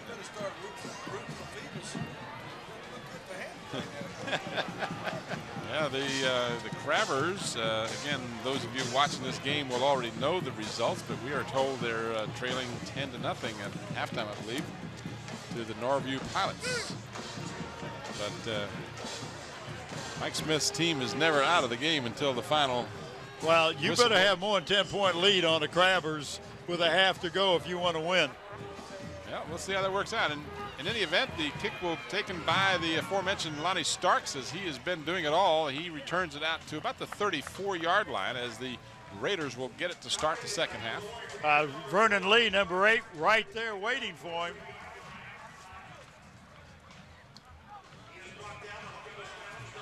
So the Raiders, who scored the final score before halftime on a 15-yard run by Jason Starks will start from their 35-yard line. Well, let's see what kind of adjustments that the Raiders made at halftime, because you know that Tommy Riemann, is kind of upset, I'm sure, because of the score. But you're trailing 28 points. That's 4 scores. But you got to think that we can do that because Phoebus did it. Starks wrestled down from behind as he tries to turn the corner, picked up close to 5 yards on the play. Mike Dixon in on the stop for Bill D's Phoebus Phantoms. Disappointing crowd here tonight, Bob. I've got to tell you, the Phantom side is pretty filled, but the Warwick Raiders just didn't come out to support their team tonight. I was a little disappointed. Thought we'd have a full house for this one. If the Phantoms hold on to this contest and the Crabbers come back and we have a rematch of Hampton Phoebus Part 2 next Friday night, I think you'll probably have no problem filling these stands. Out of the shotgun, Marcus Vick.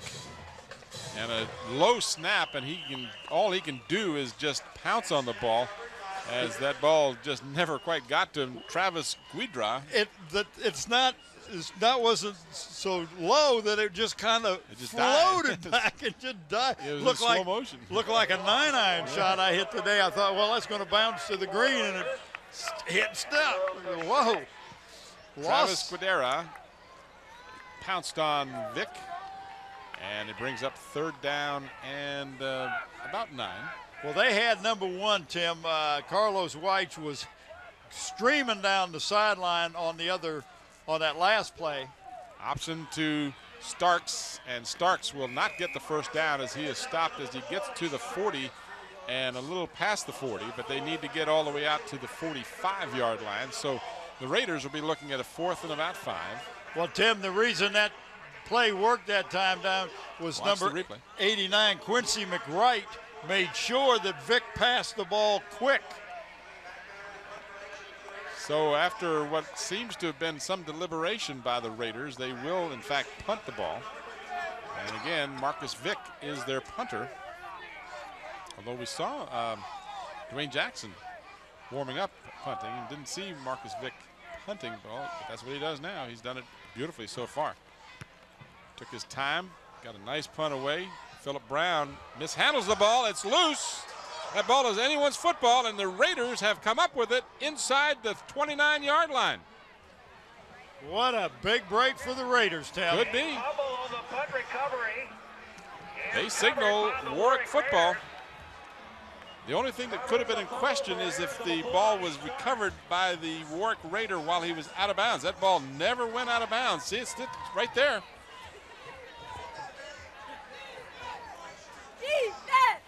So the ball is a fumble recovery by the Raiders at the 25-yard line. So the Warwick team is still in this thing. Well, after a great defensive stand to come back and turn the ball over, the first time you've turned it over all night, but this is something that Bill D talked about in that first game by them shooting themselves in the foot. And now we're going to have to call a timeout. So the Raiders will have to burn one of their 3 timeouts early here in the second half. While we got this minute, I want to talk about pearls, Tim's. They can fix your mini or vertical blinds if they need repaired. Pearls is one of the very few places that repair blinds. Give them a call at 722-1907 and ask for Tommy Thompson or Ray Paris. Who have scored in the third quarter. It's now 21-14 for the Knights. Patrick Henry of Ashland. Also want to remind you that this second half is brought to you in part by Park Lawn Wood Funeral Home, where the manager is Nancy Staten. They're conveniently located at Hampton Center Parkway and North Armstead Avenue. For a tour of their facility or just stop by, you can give them a call at 827-4670. Park Lawn Wood Funeral Home, one of our corporate sponsors, along with Zooms and Pearls. We appreciate our sponsors helping to bring these contests to you. As you see, the stand's pretty filled on the Phoebus side, and the Phoebus crowd enjoying a 28-point lead right now. But the Raiders trying to capitalize on a break.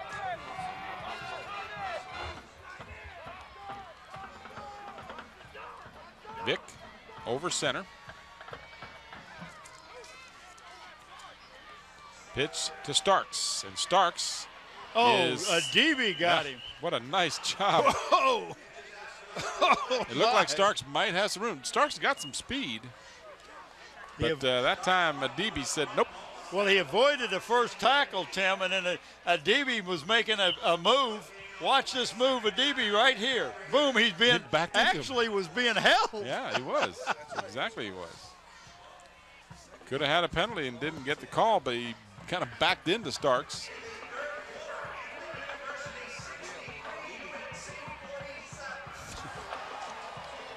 Continue to hear an update on Hampton University taking it to the Tar Heels in basketball. That's unreal. Starks is unreal. He is in no man's land back there as he is wrestled rather rudely to the ground by Shadid Harris, number 87, who made sure Starks did not get away. Watch the replay here. You're going to see Starks. So whoop, up, nope. That's Harris flinging him to the ground for a loss of 3. 3rd down and 13 to go for the Raiders. Trying to capitalize after the muffed punt rather by Philip Brown.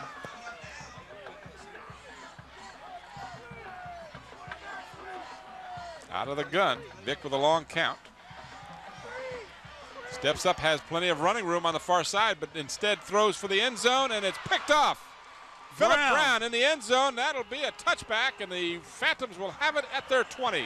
Well, that's making up for a mistake, Tim. Well, I told you earlier when Brown got stood up by Starks on that one play, and then he muffed that punt, Mr. Brown says, I'm going to come back, and he did. Picked off the pass, leaped nicely on defense, and picked it off in the end zone. Watch this. Vick had to step up. I thought he was going to run for a moment, but he didn't have enough running room. And then you see good job by Philip Brown to pick it off and wrestle to the ground by Brendan Hill, who was the intended receiver. Well, and Brendan wanted him to come out of the end zone, too, and Philip said no. Brown very smartly did not, and the official ruled a touchback. This is Travis McWright. And McWright will get out close to the 25-yard line, a gain of 5. And Hendricks shaken up on the play. Looks like he trying to figure out what the problem is. Yeah, it looks like, trying to wipe his hands off like he may have got something on him. Like might have gotten something on him, huh? 143 yards on 15 carries. See, I don't even have to repeat it. You heard that. 143 yards on 15 carries. Who said that? That was sound like an echo. That was Bob. I'm a thorn between two Bobs.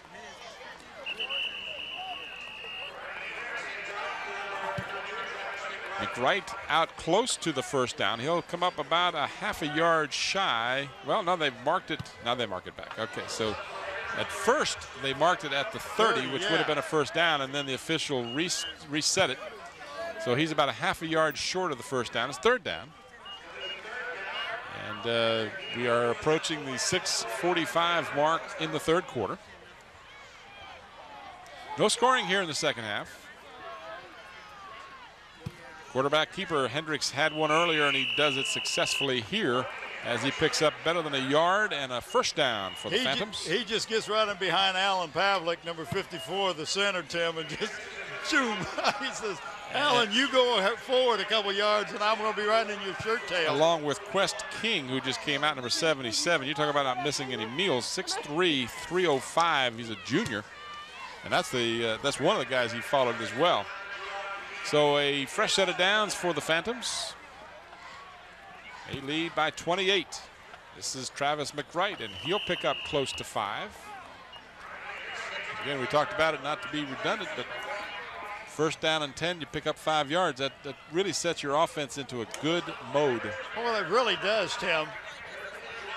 And it's just straight ahead, smash mouth football, and I'm going to beat you off the ball, and I'm going to move you back, and I'm going to open up a little crease, and I know Travis is going to pick up 5 yards or more. I'll tell you, though, that Warwick defense is huffing and puffing right now. They've been on the field a lot. Blitz coming, but McWright has the first down and then some. Gets to the outside. He's got 2 men to get around, and he will not get away from them, but he will be all the way down to the 21-yard line. First down for the Phantoms. And he was stopped by Henderson and Starks. All the way down to the 20. He had 143 yards earlier here in the second half, and this will tack on 43 more, so he'll be rapidly approaching the 200-yard mark if he isn't already there. Well, I was going to say, I believe he's at. He was 160-some. I heard an echo about 160 yards. Well, I'll check with Mr. Killen here. We'll let you. 195 is still a little short. No, he's not that short. Not that kind of short. And Adibi powers it to the 15. Number 5, Xavier Adibi. Young ladies in attendance tonight. Floyd Braxton, who plays at left tackle. Left guard, just drove the man in front of him down 5 yards beyond where Adibi went. Man. So after the interception by Philip Brown, the Phantoms are driving, and look at the hole again for Travis McWright as he is down to almost the 10-yard line. That'll be very close to a first down. It is a first down, Tim. You are correct, sir. They mark him right at the 10, so it is a first and goal with 4:34 left in the third quarter.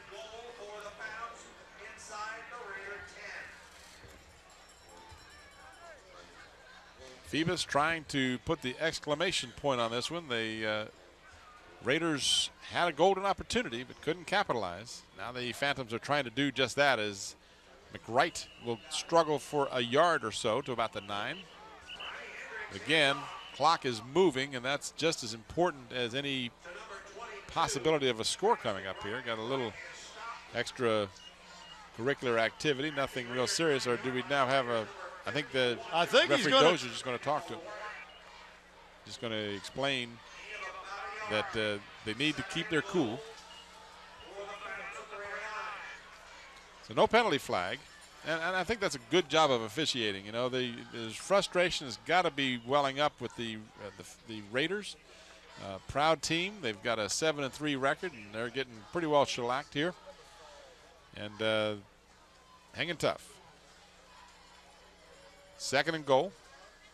On the option, Ronnie Hendricks cuts it back inside, and he is down to the 1-yard line.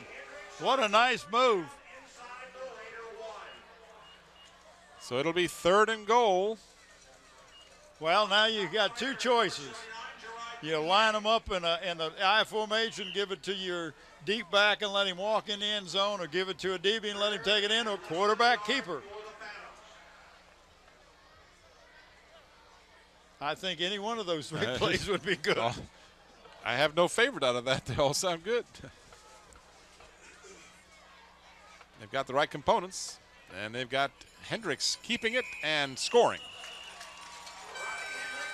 That's the safest of the three. So Hendricks gets his first score of the night. McWright has 3, and Adibi has 1, as does DJ Parker. There you saw a good look at Ronnie Hendricks, who I didn't mean to insult by saying that he doesn't do things flashy. In the games I've seen him, he's just been consistently doing a great job, but tonight he's done it all. Jason Mickle will try and make it 42-7. And he is run into, and that'll cost some yardage to the Raiders as they leveled Mickle.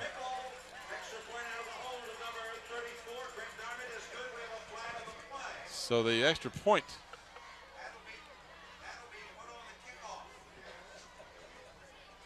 Extra point was good, I believe. Yeah, it was, Tim.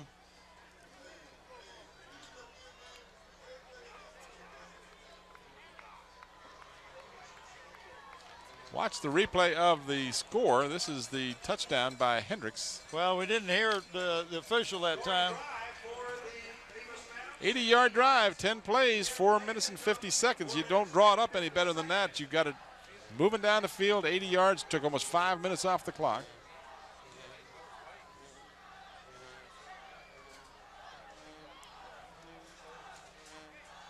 Kicker against the defense, 15 yards on the kickoff. So you did hear Bill Dozier tell you personal foul. They pretty well leveled Jason Mickle, and Bill D went out on the field, and I'm sure he was not at all pleased with that contact. Well, see, the frustration, but you know, you still got to play within yourself and can't take any cheap shots and that sort of thing. And I'm sure that's what Bill D is worried about, one of his players getting hurt because of frustration by the Raiders.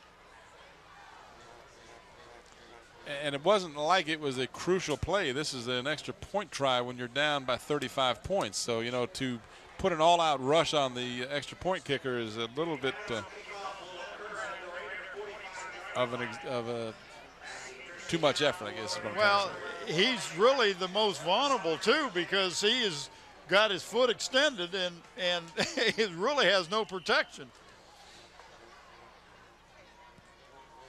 So this time, with the 15-yard penalty, they'll boot it all the way in the end zone. And again, those of you not familiar with high school rules, you cannot bring it out no matter what. Once that ball is in the end zone, it's an automatic touchback. So that'll put the ball at the 20-yard line. And what we don't want to see is things escalate, because I know the Phantoms are going to be a little angry that their kicker got run into and roughed up. So it'll be important that the Phantoms keep their cool, because I'm going to tell you, the downside here is you lose your cool, get in the fight, and you're out of the next game. That's right. So you really got to be careful. High school rules, if you're involved, if you're ejected from a game for fighting or something of that nature, you are not allowed to play the next game. And they don't care whether you're a star or a scrub. Vick out of the gun. He'll simply hand it off, and Diggs will get the call, and he will get out to about the 25-yard line. Brandon Diggs, senior running back, and a Phantom player slow to get up. Can't make out the number quite yet. Is that a? Yeah, that's a DB.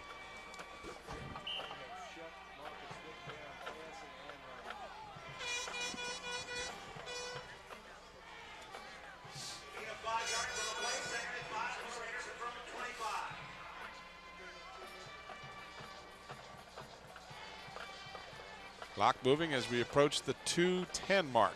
High snap, Diggs, and Diggs will not even get out of his set position before the Phantom defense is all over him.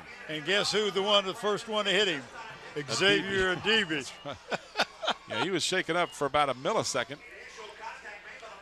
Watch this replay. You're going to see the Phoebus defense just on top of Brandon Diggs before he barely got the handoff.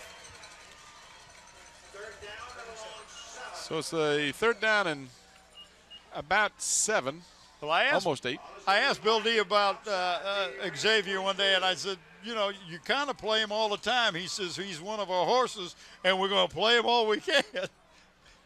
Take advantage of him. And he responds. He does a great job. 1:23 left in the 3rd. Marcus Vick out of the gun. Got a man open. Completes the pass. And still struggling forward, that is number 3, Brandon Hill. So he'll have the first down at the 34-yard line. On the stop for the Phantoms, number 8, Bernard Lee, number 9, Marlon Ellis, number 12, Mike Dixon, number 2, Philip Brown. Second complete pass. That's just, are you ready for this, Bob? The second complete pass by Marcus Vick. And almost 3/4. Yep, 1:08 left in the 3rd. And I talked about it in the pregame show. You know, you talked about all these yardage. Desiree. That's a mobile cable technician. And Juan, is that Juan Brown too? Yep, that's Juan. 2. Juan 2. 3. That's right. That's true. Bob has a great point. Some people might even look at that as his first completion, since the other completion was a fumble and a return for a touchdown by DJ Parker. And I'm sorry, but to this minute, I'll agree with that. First completed pass, unofficial.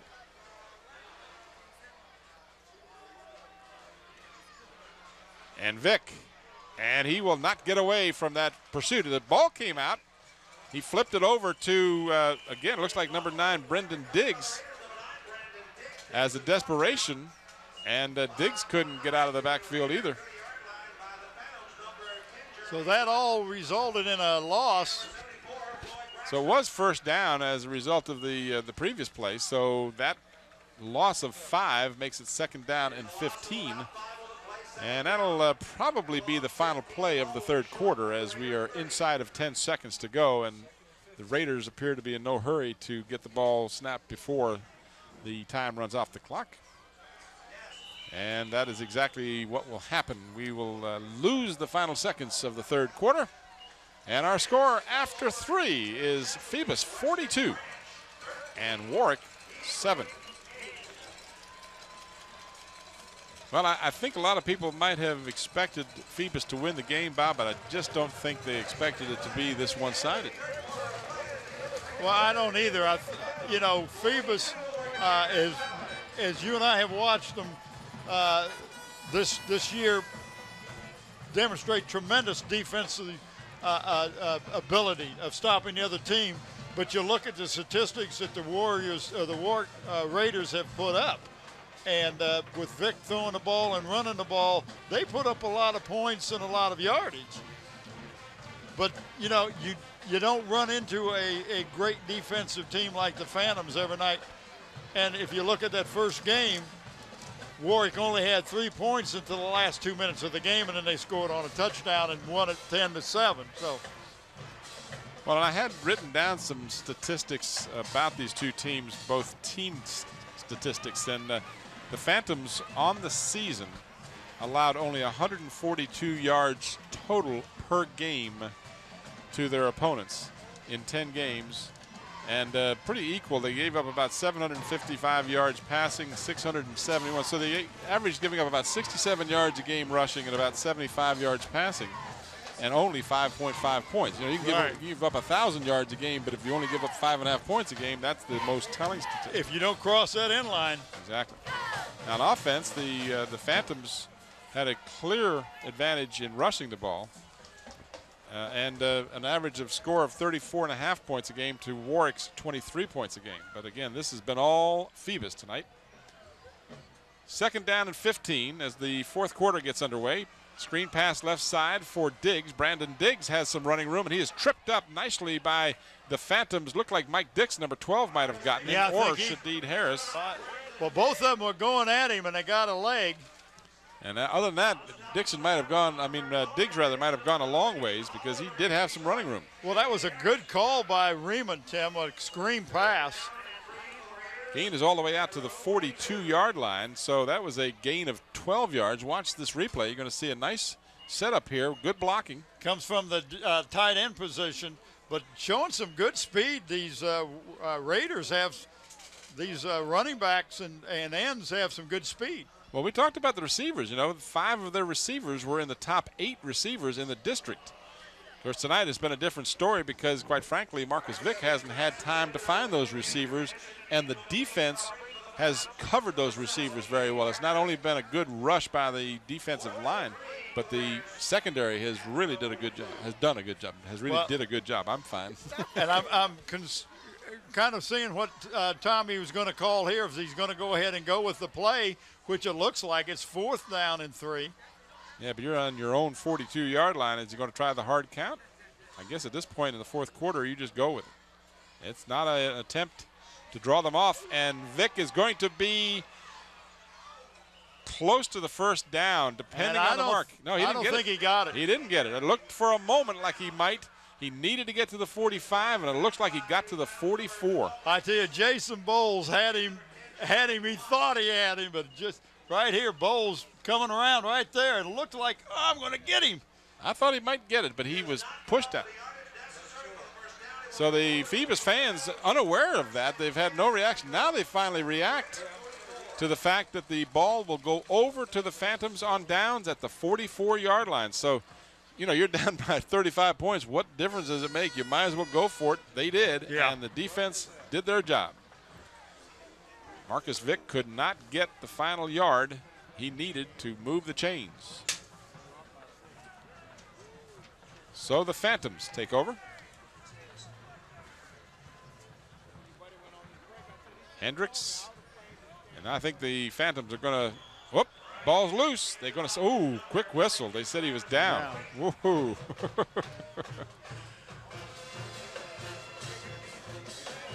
To the defensive official, he's right down there on top of the play.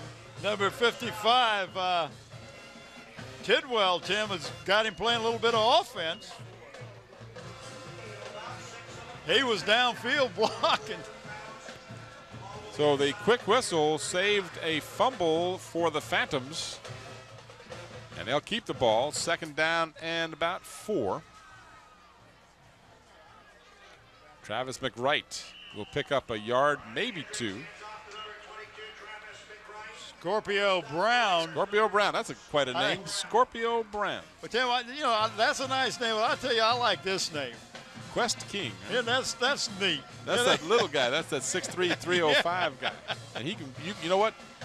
Any quest he wants to go on, he's going to win. If he wants you to call him Sir Quest, then that's a good thing too. 3rd down and about 3 for the Phantoms. They'd love to keep this clock moving and keep the ball. I would say this is 2-down territory in any event. Pitch goes to Philip Brown. He's got the 1st down and more. He is tripped up as he gets to the 25-yard line, but that will move the chains for the Phantoms. So Philip Brown has become really an all-around player. He catches the ball very well. He returns punts, and he's been doing an excellent job out of the backfield tonight as well. Here's Quest King, number 77. Watch your replay here. Very versatile.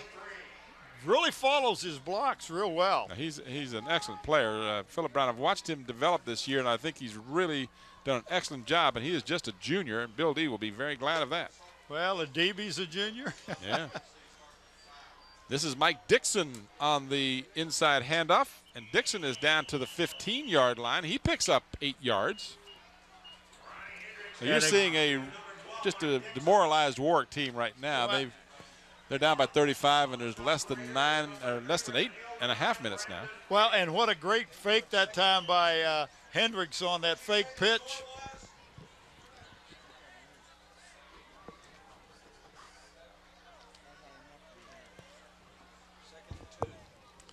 So 2nd down and 2 yards to go as we approach the 8-minute mark.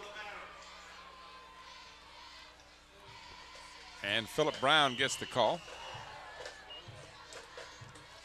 Ran into big number 66, John Sigafus. He's 290, just a sophomore. So he picked up basically maybe a foot. So yeah, he should have been inside the 15-yard line. They spotted him down. Well, they really spotted just short of the 14. 3rd down and a little less than 2 now. And a pass for Shadeed Harris, touchdown. Oh, we're going to score. Shadeed Harris on a nice fake by Ronnie Hendricks, and then a nice soft touch on a 14-yard pass play.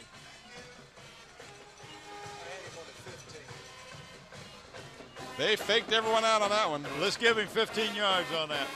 All right, we can give him 25 if you want. No, 15. 15, okay. So Mickle will try the extra point and hopefully won't get mugged this time like he was last time.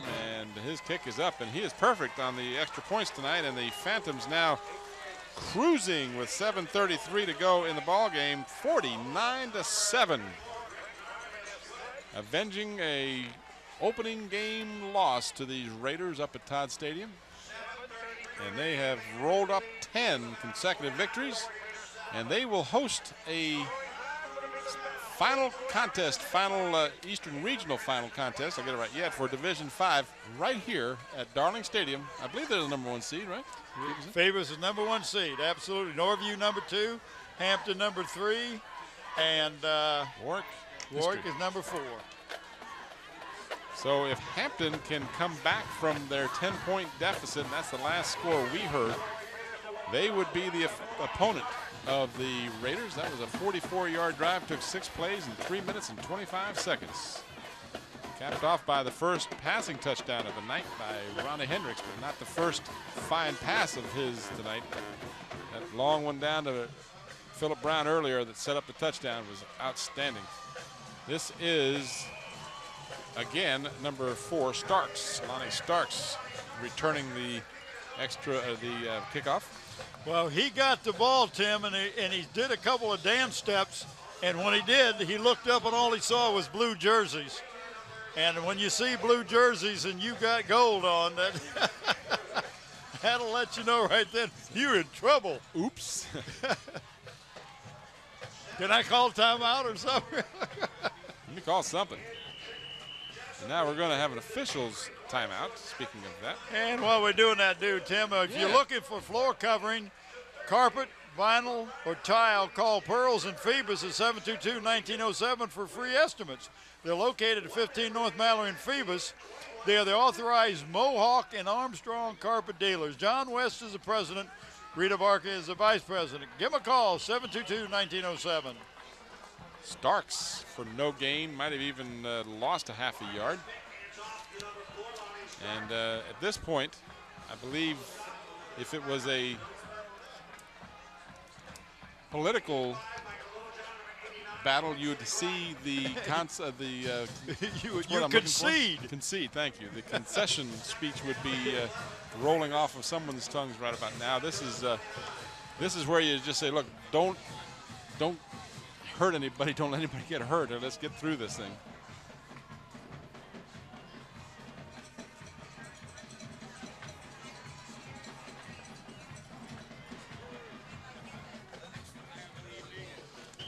And now Vic has to call a timeout.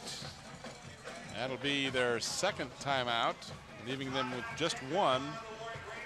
6:17 remains in the fourth quarter. And while we're talking about that, Tim, are you going to stop by Zoom's on the way home, pick up some of their fried chicken and potato wedges? You know, sometimes it sounds like, we make this stuff up, but yes, I am. Well, I think I'm going to slip by and get some of their subs. I love their subs and have a Coke. Yeah. I was in seriously, I was in the other day. I got some gas up at the station near my house on my way home from work the other night. And I went in there and I had dinner waiting for me at home. And I almost didn't wait till I got home because there was such an aroma coming out of that kitchen. There was the pizza and the subs and all that stuff. Man, I mean, it was. And of course, while you go in, do they run out and fill up your car because they know you're buying some neat, so they fill up your car so you can get out of there real quick? No, I don't get any full service there. I just have to pump my own gas, but that's okay. I bet if you told them, listen, I got to get some chicken and all that. Can you get the gas filled up while I'm paying for it? Probably would. 2nd and 10, screen pass. They've used this effectively earlier, and it's working again as Brandon Diggs, gets enough for the first down all the way out to the 48-yard line. So that little screen to the left side has worked pretty well. About the only thing that has worked for Vic and company. Well, watch the replay here. You're going to see him set it up very nicely. Let the on-rushing lineman get in there, and then the blocking downfield well set up. Well, Diggs is coming on. He actually came from a running back position that time, like he's blocking, and then he lets the man come through, and he goes out into the flat, picks up not only the ball but a nice run after he catches it.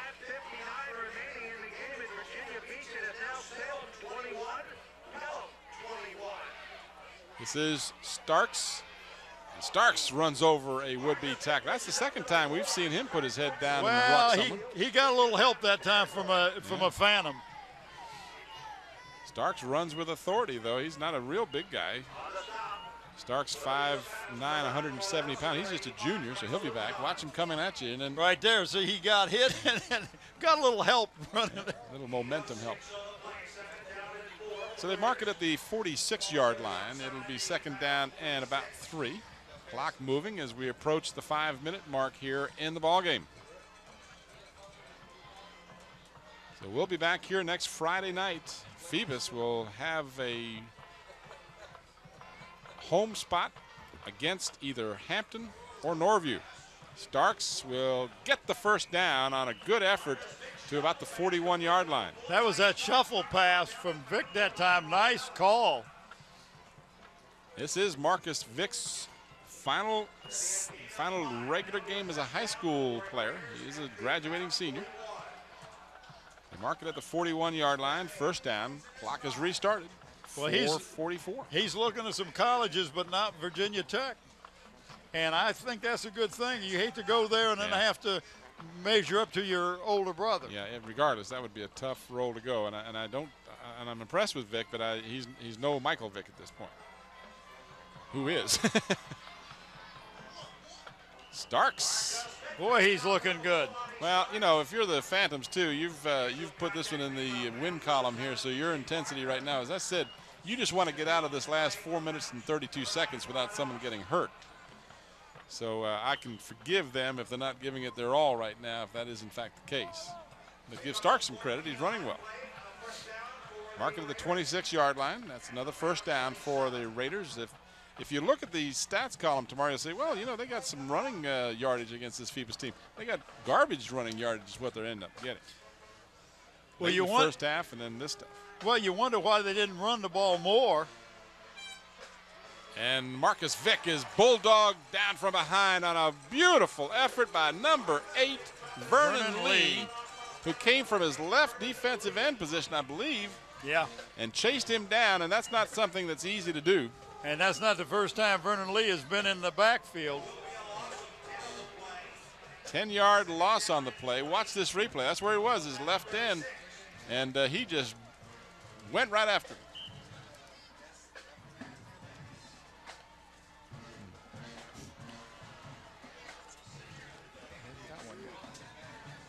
He's got one.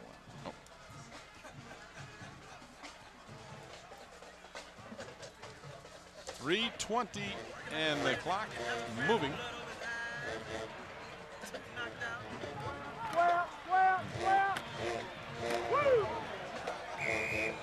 Philip Brown in on the stop among others. For the Phantoms, Jeremy Blunt was there, and Mike Dixon as well.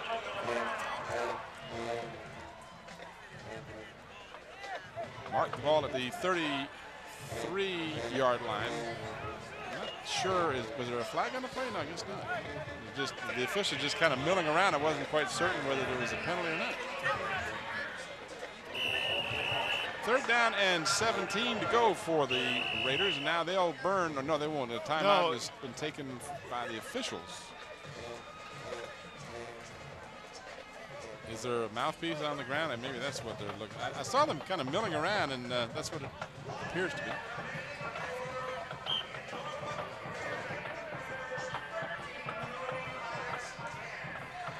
Well, we just heard the Crabbers have come back to take the lead in that game with Norview, and if they can hold on, it'll be Hampton-Phoebus Part 2 next Friday night right here. That's not duh, that's 2.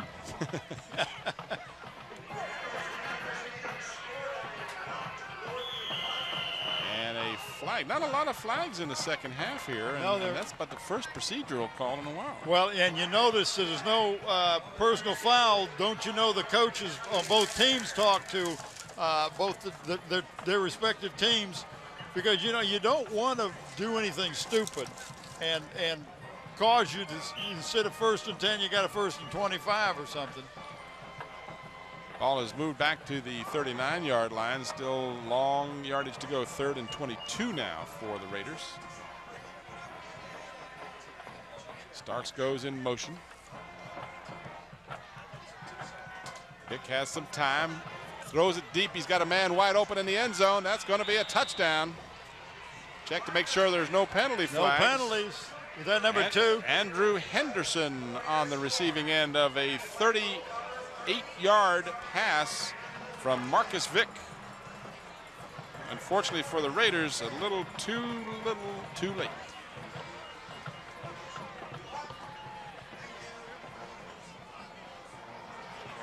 Drew that one perfectly. That's what you expected to see a lot of if you were a Raider fan, but that was rare tonight. So the Raiders will get a late score, as they did in the first half. They scored almost the same amount of time remaining in the first half as they did here in the second half. The extra point try is good. And the score now is 49-14 in favor of the Phantoms. But it does appear that there's the distinct possibility, and as you watch this game, you'll already know, looks like the Hampton Crabbers, and I understand they scored their touchdown on a blocked punt, I've overheard said, to take a 13-10 lead over Norview in a really hard-fought game. That's a team that Hampton beat 34-0 in the regular season. Yeah. But again, first game of the season.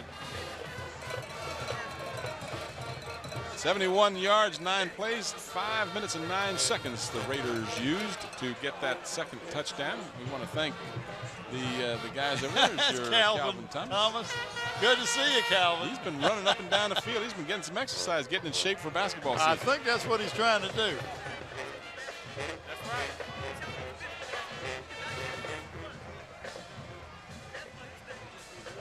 So a minute 50 left in the Raiders season. And the Phantoms will move on to play Hampton or Norview next Friday night, day after Thanksgiving. Come on out and support these teams. I don't think I'm going to have to say that more than once.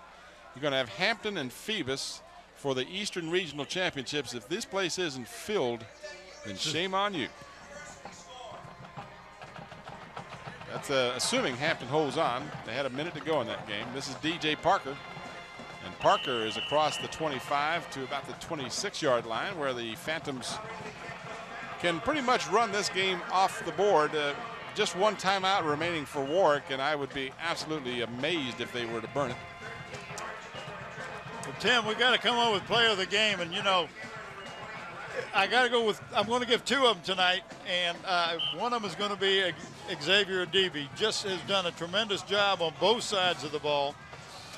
You know, the second one is, you know, you're looking at Little John and Hendricks and Brown and Travis McWright and Ellis and King, and you know, who do you go with? Ellis, I mean, McWright is the obvious choice. Has had an outstanding game, but Vernon Lee, we very seldom get to really look at our defensive players and how well they do. So we're going to go with Vernon Lee and Xavier Adibi as our two players of the game. Excellent choice. And if you're wondering, well, wait a minute, how do they overlook Travis McWright with 210 yards in the night? We tried to spread it out, and my understanding is that Travis had already gotten a player of the game. Yes, and, he has. So we try to give some recognition to some other people, and you know, it'd be easy if you have a running back that averages 150 yards a game, you can give it to him every time. But we do want to recognize the other efforts as well. So McWright, even though he just had an outstanding performance of more than 200 yards, we're going to give it to Xavier Adibi and to Vernon Lee. I think we got too many people on the line, too many people in the. Yeah, and again, if you're Bill D, you know, you got some guys out there that maybe you got some subs in, you know, and I mean, 56 seconds to go. You sure don't want a starter to get hurt at this point. And I will say they still got the starting quarterback, and they still got a lot of the linemen. I got some different running backs in 38. There. Elon Lewis is one of the runners. He had a nice run a moment ago. We didn't even have a chance to mention because we were talking about our play. Here he goes again. And he's to the outside, spins away, and almost got the first down. Tim, I think he got it. It's going to be close. He's just a freshman. Are you kidding me? Oh, yeah. Mr. Elon Lewis, freshman. Looks a little like Mr. McWright. Whoa. Not particularly tall. Watch this effort by Elon Lewis. Remember that name. You might want to. And put that down. there, he's spinning, but he's not going down, and picked up about 4 more yards. Mm-hmm. This could be the final play of the game as we've hit the 25-second mark. He's just going to take a knee. And that's a correct call, in my opinion. Hendricks got knocked over, but that was unintentional. And one of the players for the Phantoms didn't think so, but no one hurt. No reason to get into any kind of altercation at this point, because this game is over, folks. It is history. So that is the final score. The Phantoms win handily, 49-14. And And we want to thank our crew for a great job. We also want to tell you that tonight's contest was brought to you by our corporate sponsors. And they are. They're coming. And so is Christmas. Now don't give me any hard No, time.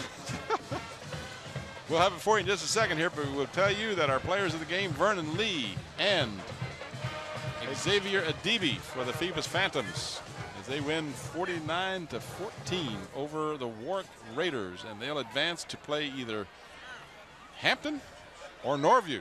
We haven't gotten the final score yet, so you'll know before we do. We have your attention, please. Sequisha Smith. Please report to the police officers behind the stadium. Sequisha Smith. Oh, what a nice game, Tim. Bill D did. All right, there now we I go. can I'm tell sorry. you that's brought to you by Zooms with your friendly neighborhood store, 14 locations to serve you. Also brought to you by Pearls at 15 North Mallory, 722-1907. Give them a call. And in part by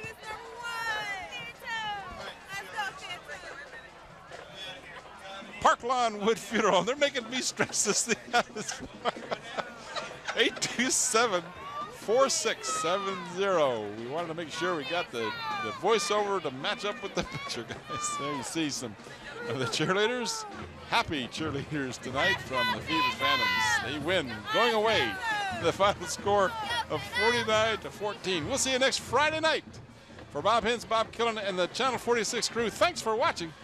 Good night, everybody. Number 1, baby, 54.